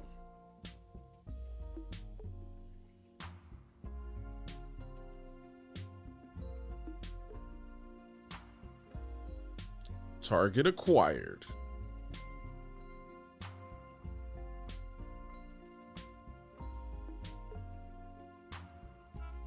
Bam! One shot, one kill.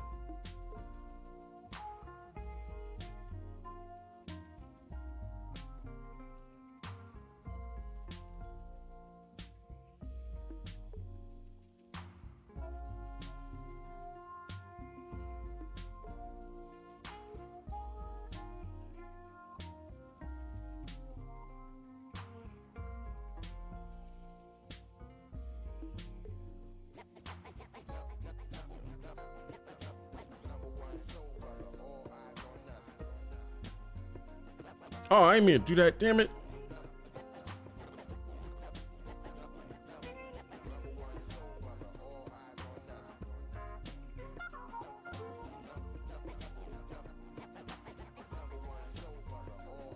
I was trying to get to that one guy over there.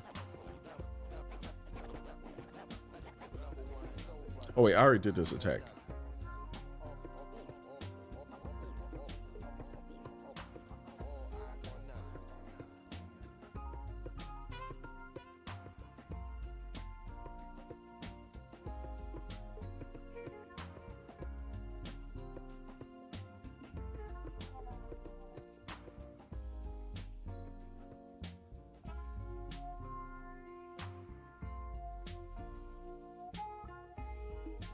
Damn, he can't even hit me back. All right, so let me get him out.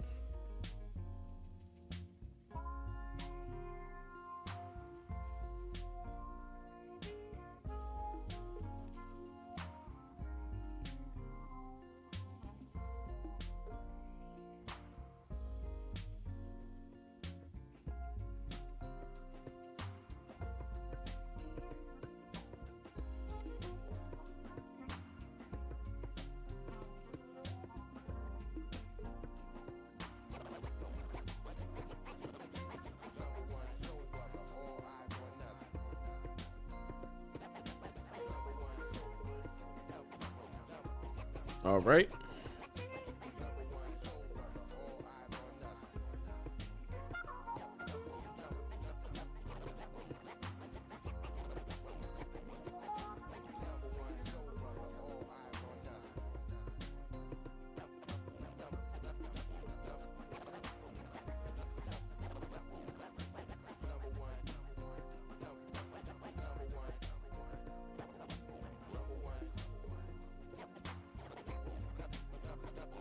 I think I'm good for now. Yeah, I'm good for now. All right, let me see.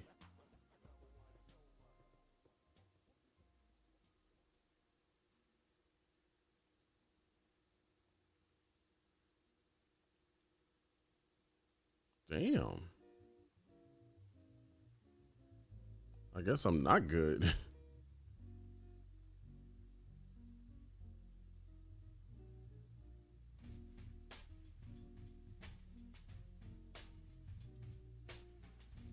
You've gotten better, Gundam.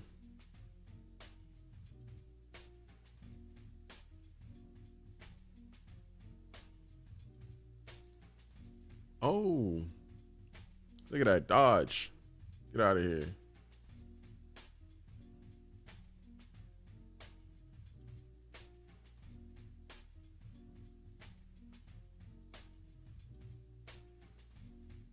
Oh, I can hit him back.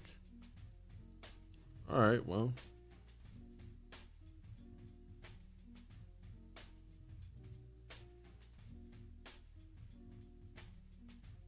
Damn. Come on, survive, survive, survive.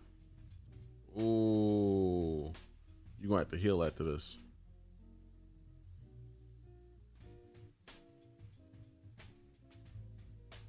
Going all out, huh?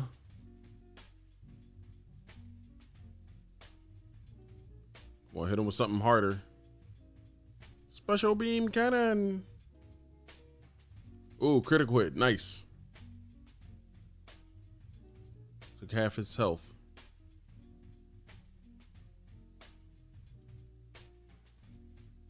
Uh-oh. Y'all going after my Gundam now.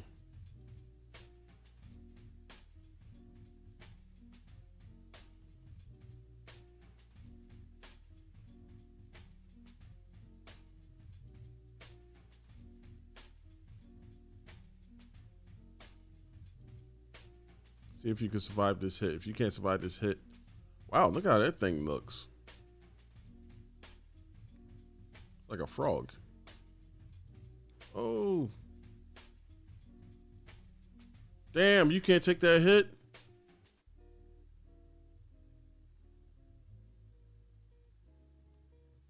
No. Oh, nice. Say goodbye to your arms.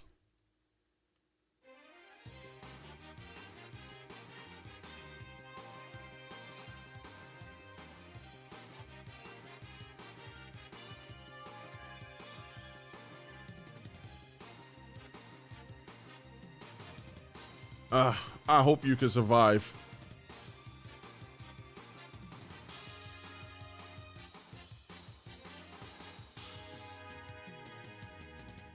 This is how the Cyclops team fights. Oh. Okay, okay. Hit him with the big stuff. Blue. Got him.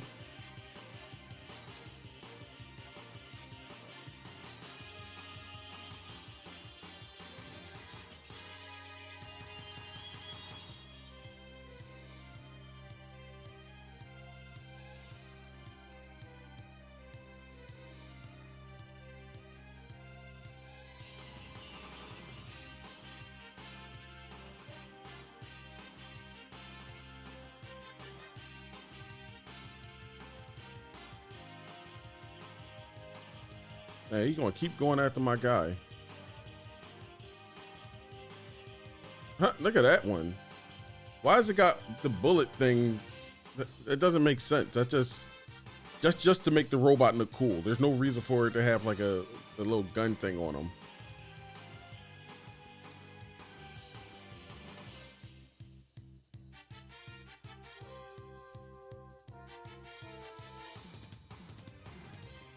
Oh wait, I already did this move.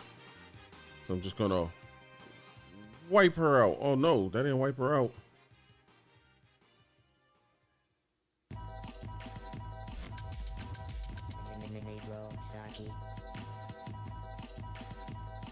Please dodge.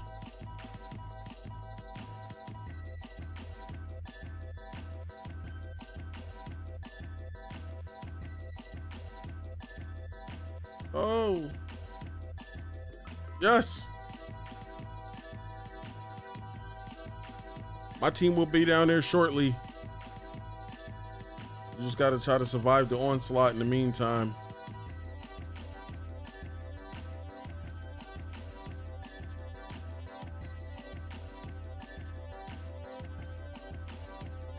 Yeah, they really want my go-getter out. I don't know what they got against this go-getter.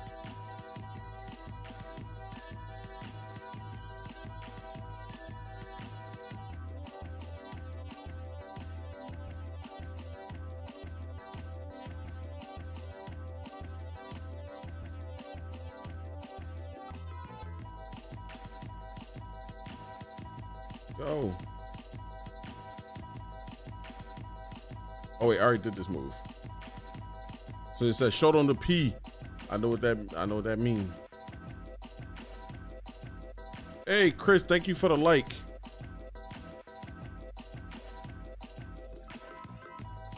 Thank you for the like on Facebook.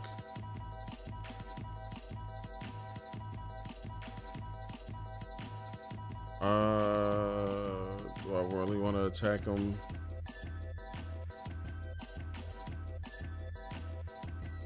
Defend. I don't like when this guy takes the battle head on because he got low defense.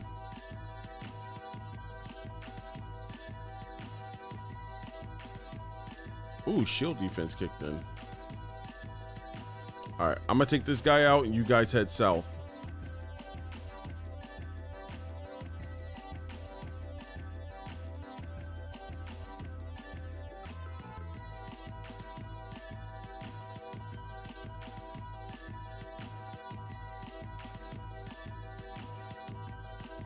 All right. Now for you.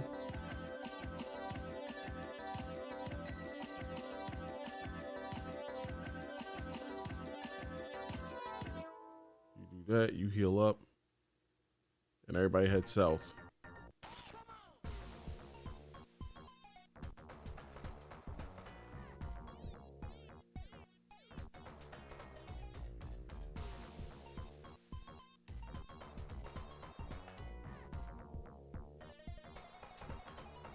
I don't know if we can beat all these people.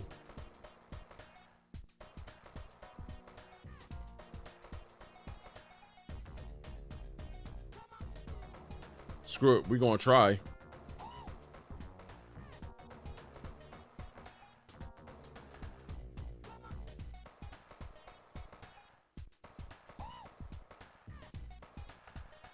Yes.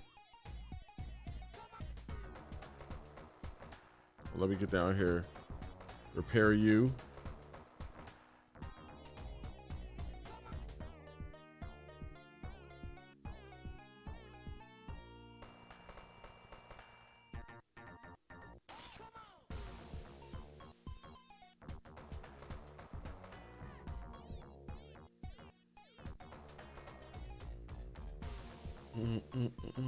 Oh, I did this already.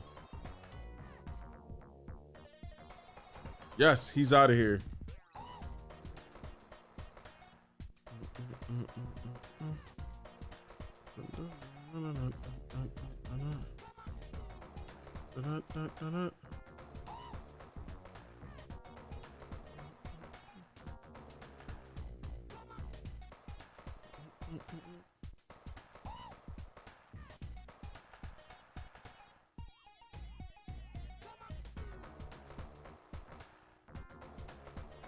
Damn.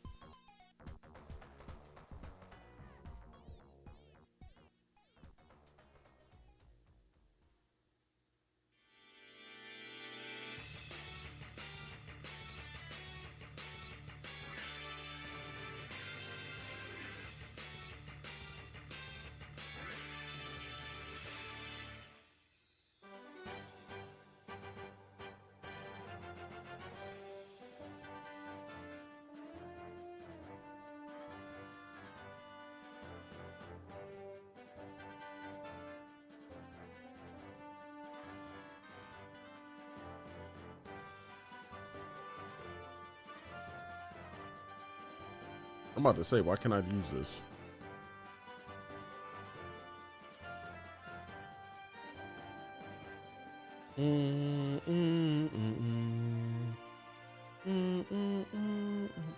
Jammer.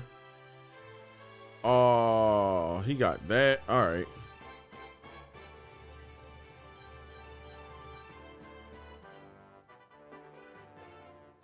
I need something that's going to actually hit him.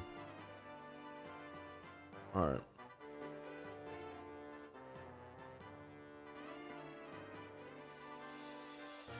Why can't I use that?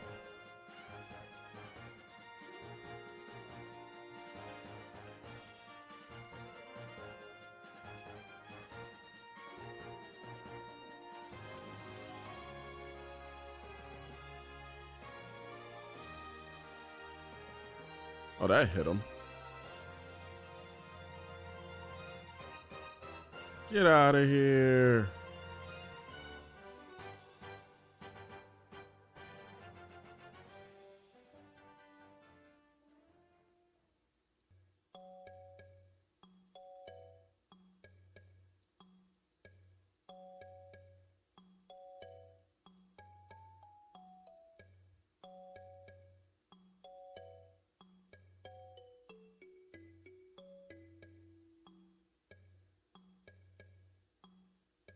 Get him, Karen.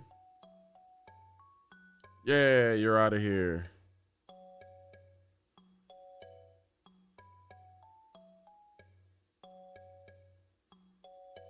Wait, hold on.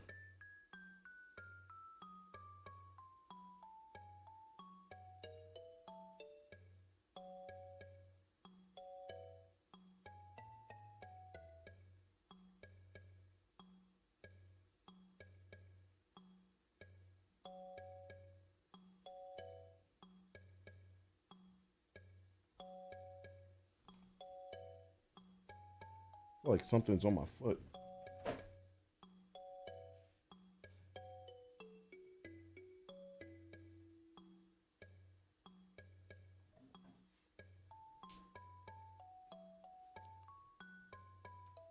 I don't know what that was. Oh, one of my rubber bands fell. I was like, what is that?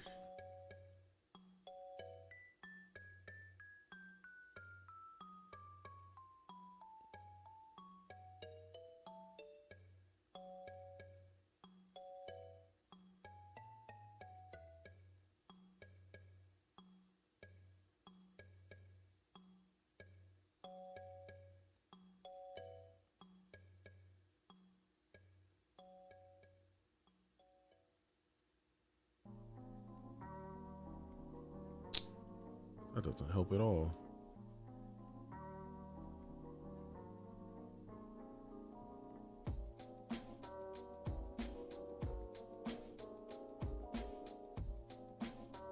Join.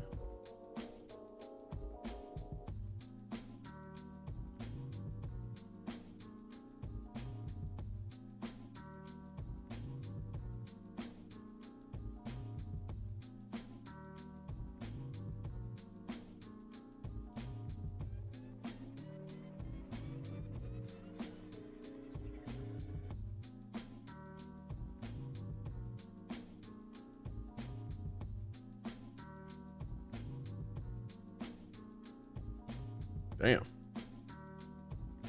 Ooh.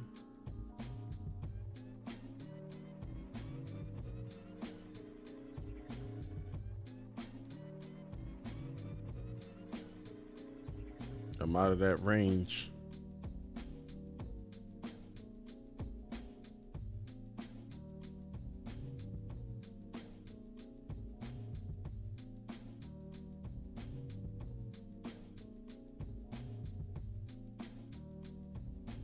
Step over here so I can at least hit this guy.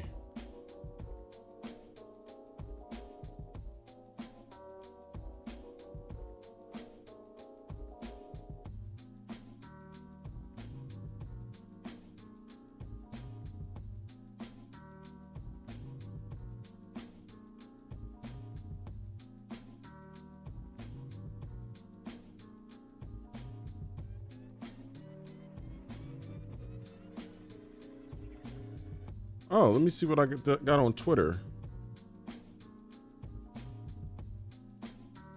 Let's see. Thank you, Streaming Setup. Thank you, Felicia. Thank you, the Weasel Base, for the likes and retweets. Much appreciated.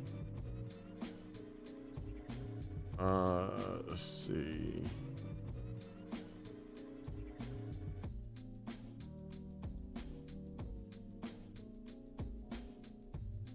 I wonder. Oh, I can't hit him from here.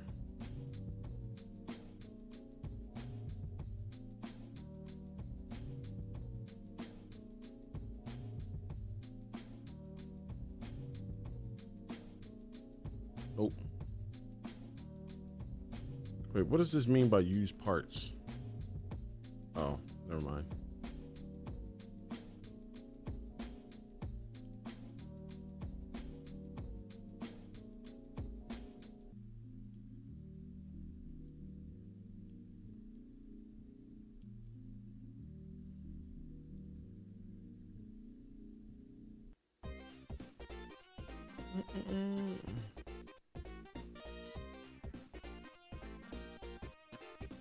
You thought something that got him? Yeah, I don't know.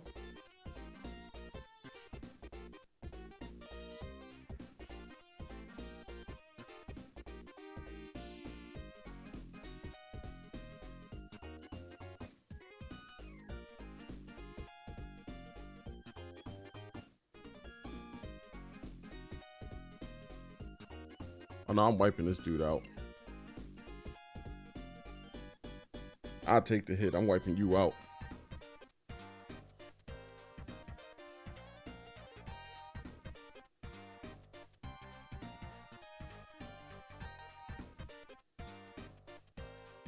Oh no! She said minor damage. That was a critical hit. What are you talking about? Now get him. I'll take it in one shot. Boom. Boom. That was 2 shots, but it's okay.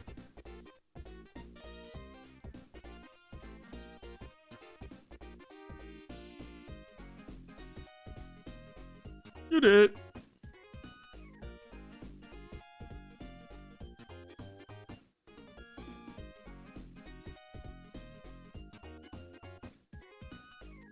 Oh my gosh, why do they keep going after this man?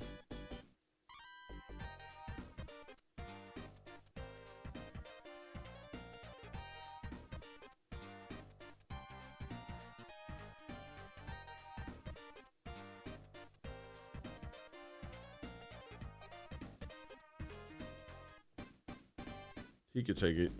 If not, if he gets severely wounded, I'll just repair him next turn. Oh, he looks cool. Oh.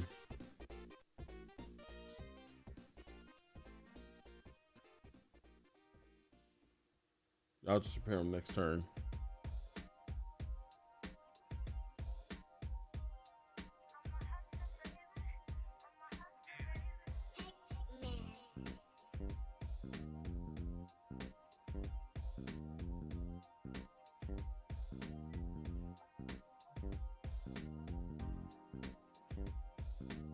Hold on.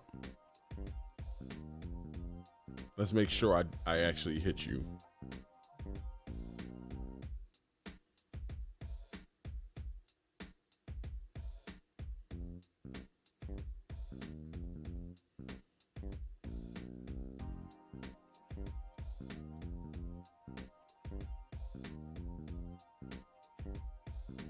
Head south.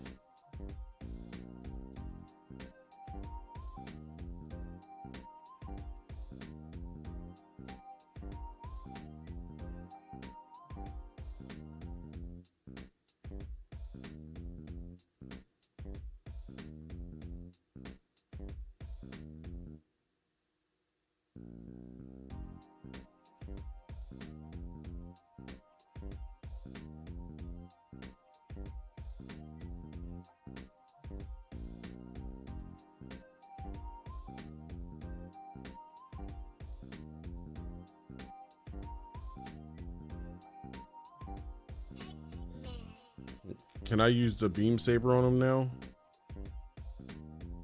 Why does it say range 1, but when I'm in range, it doesn't work? That makes no sense. No, wait, hold on. You hit him.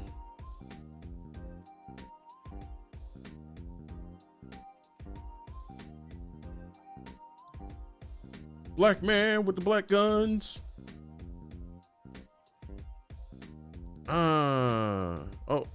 Hold up, support. Get out. These small fries are getting desperate. That's survival instinct for you. I guess I should spare the others too. Yeah, get out. Get out. Get out. Get out of here.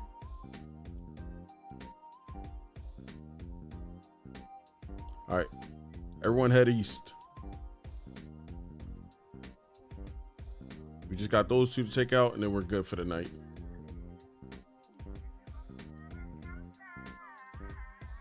I don't want to be in the water.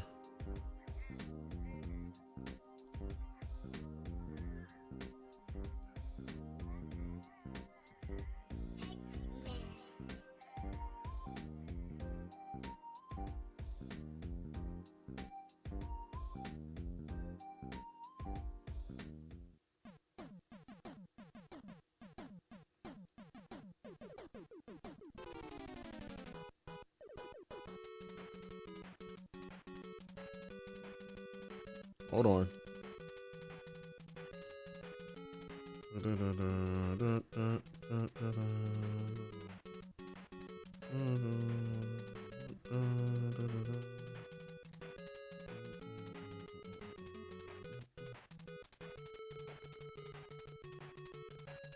Here we go.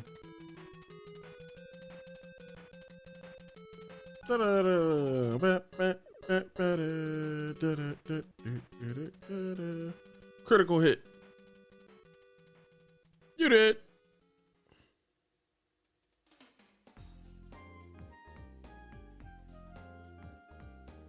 Damn, Fetties, they're getting better.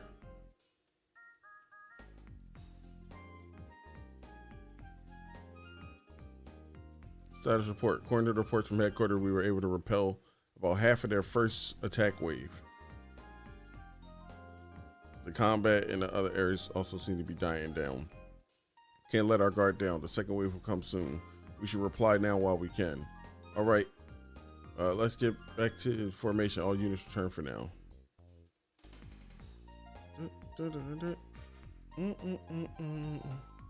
Hurry up with the ammo. We're launching again as soon as we're ready. There's no time to rest, huh? I'll take care of the maintenance. You should rest. No, I'll help. We really don't have all that much time anyway.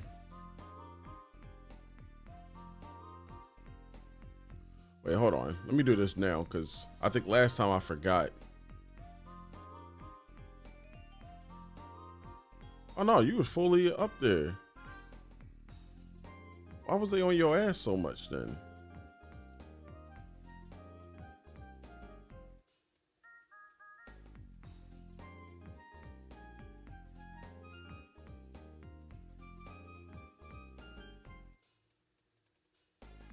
Oh, you weren't up there. And I threw you right in the middle of the fray.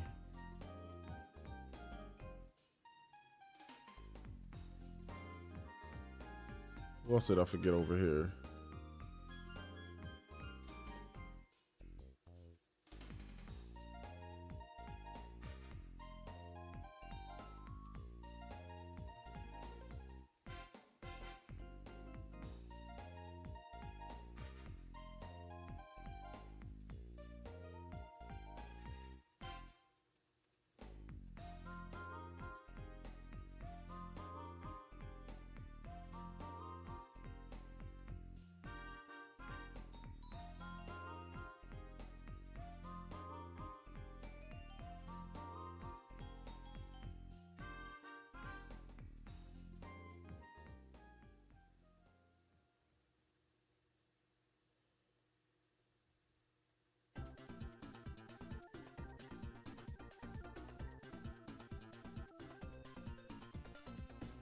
Oh, no wonder.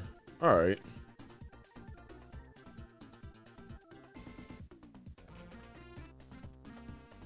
I'm like, you should have been hitting harder than that.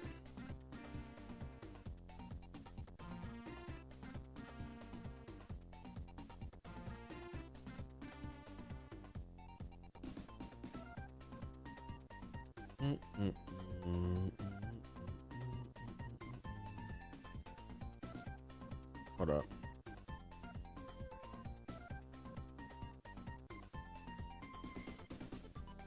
Range 1.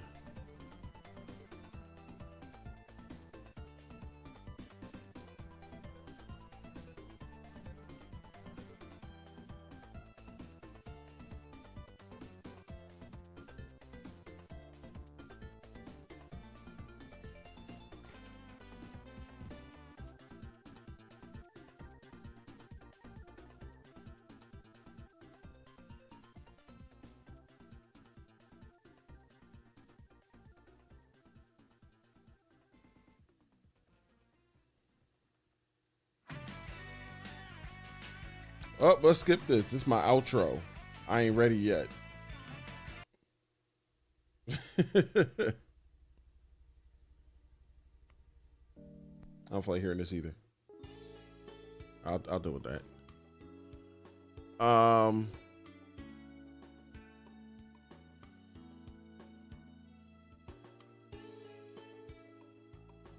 Wrap it up, B. I am really about to wrap it up, though.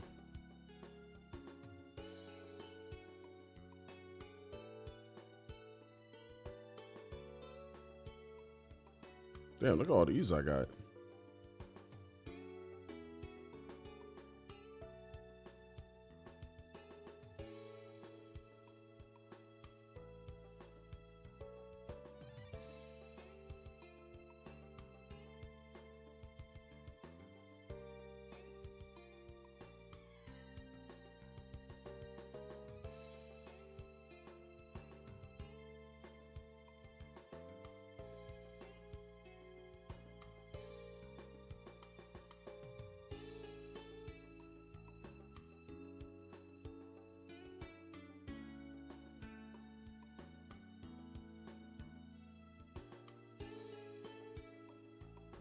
I don't need skill. So I should honestly remove that. I'll remove this too.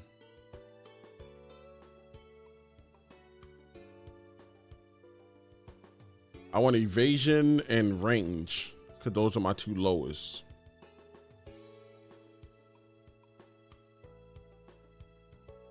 And then for her, it seemed like it's melee and evade. No, it's defense and evasion. She don't have either. All right, so that's enough out of you. Where's Gundam? Let's see. You got defense. You definitely need defense. Defense and evasion. I don't have anything for defense, I don't think. Nope. Who else are I bringing? Wata.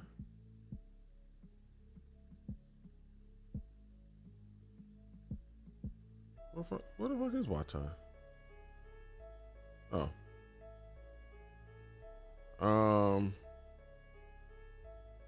Again, everybody need evasion and defense. All right. Oh, black man gets 3. That's right. So he needs evasion, melee, and defense. I don't have none of that. I need somebody that's lacking in let me see.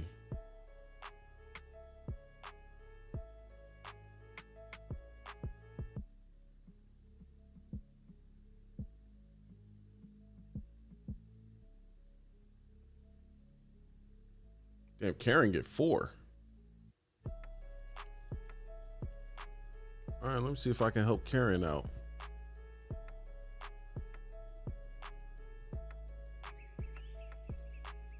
All All right, so the next one for you is accuracy. Can we get an accuracy for you? No, wait. Before I give that to Karen, hold on. There was somebody else. Brager. Brager needs 2. All right. Let's see. He needs.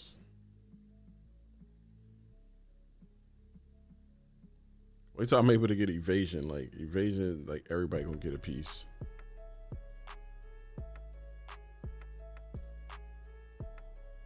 All right, now we'll go to Karen.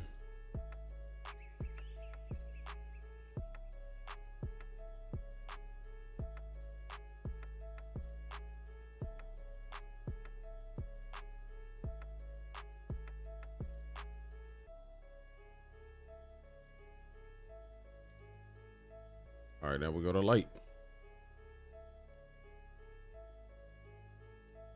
Nothing?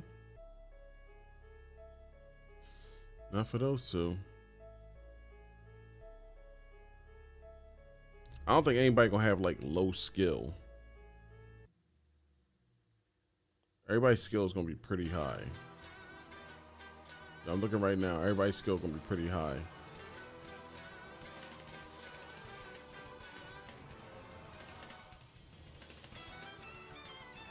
Compared to everything else on their list.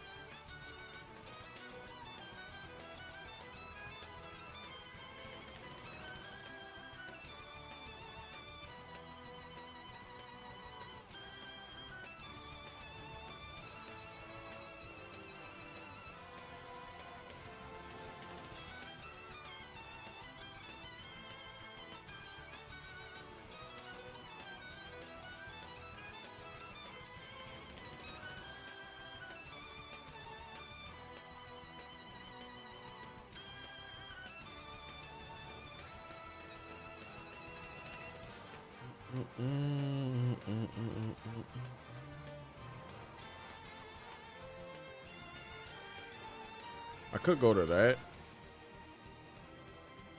My stats would greatly increase. I'm already like bulky as it is. So it don't even make much of a difference to even do that.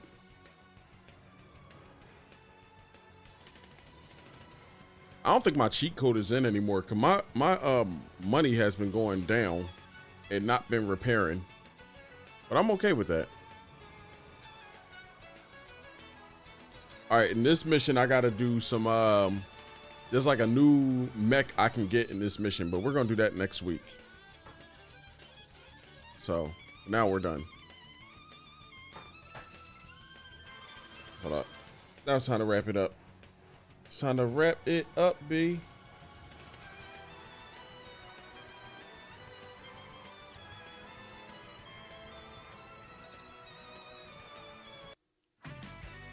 All right. So next Monday, I'm just gonna start with Monday. Next Monday, we're gonna do Super Robot Wars GC for the GameCube. We're gonna continue more of that. Try to get a new mech. Tomorrow for TV Tuesday. Every Tuesday we do a game based off a television show and or movie. We're gonna be continuing Terminator: Dawn of Fate since you guys enjoyed that so much. Wednesday we are going to be doing Treasure Hunter G. So we're going to be continuing that. I think we're almost done. I think it's like 5 areas, and I think we went to like 3 of the 5 areas. I'm sure. I got to check the little notepad on there, but we don't got that much left of Treasure Hunter G to do. Thursday, we're jumping back into Spider-Man, Marvel Spider-Man. And what else? Friday, we're doing Mario Party 2. For this Nintendo 64, and we're gonna play a game of Clue, and then we're gonna hit the randomizer.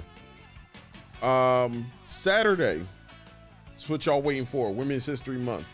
We're continuing Rise of the Tomb Raider, and that'll be an all-day thing. Although I might go out later tonight, that Saturday, to go hang out with a friend I ain't hang out in a while.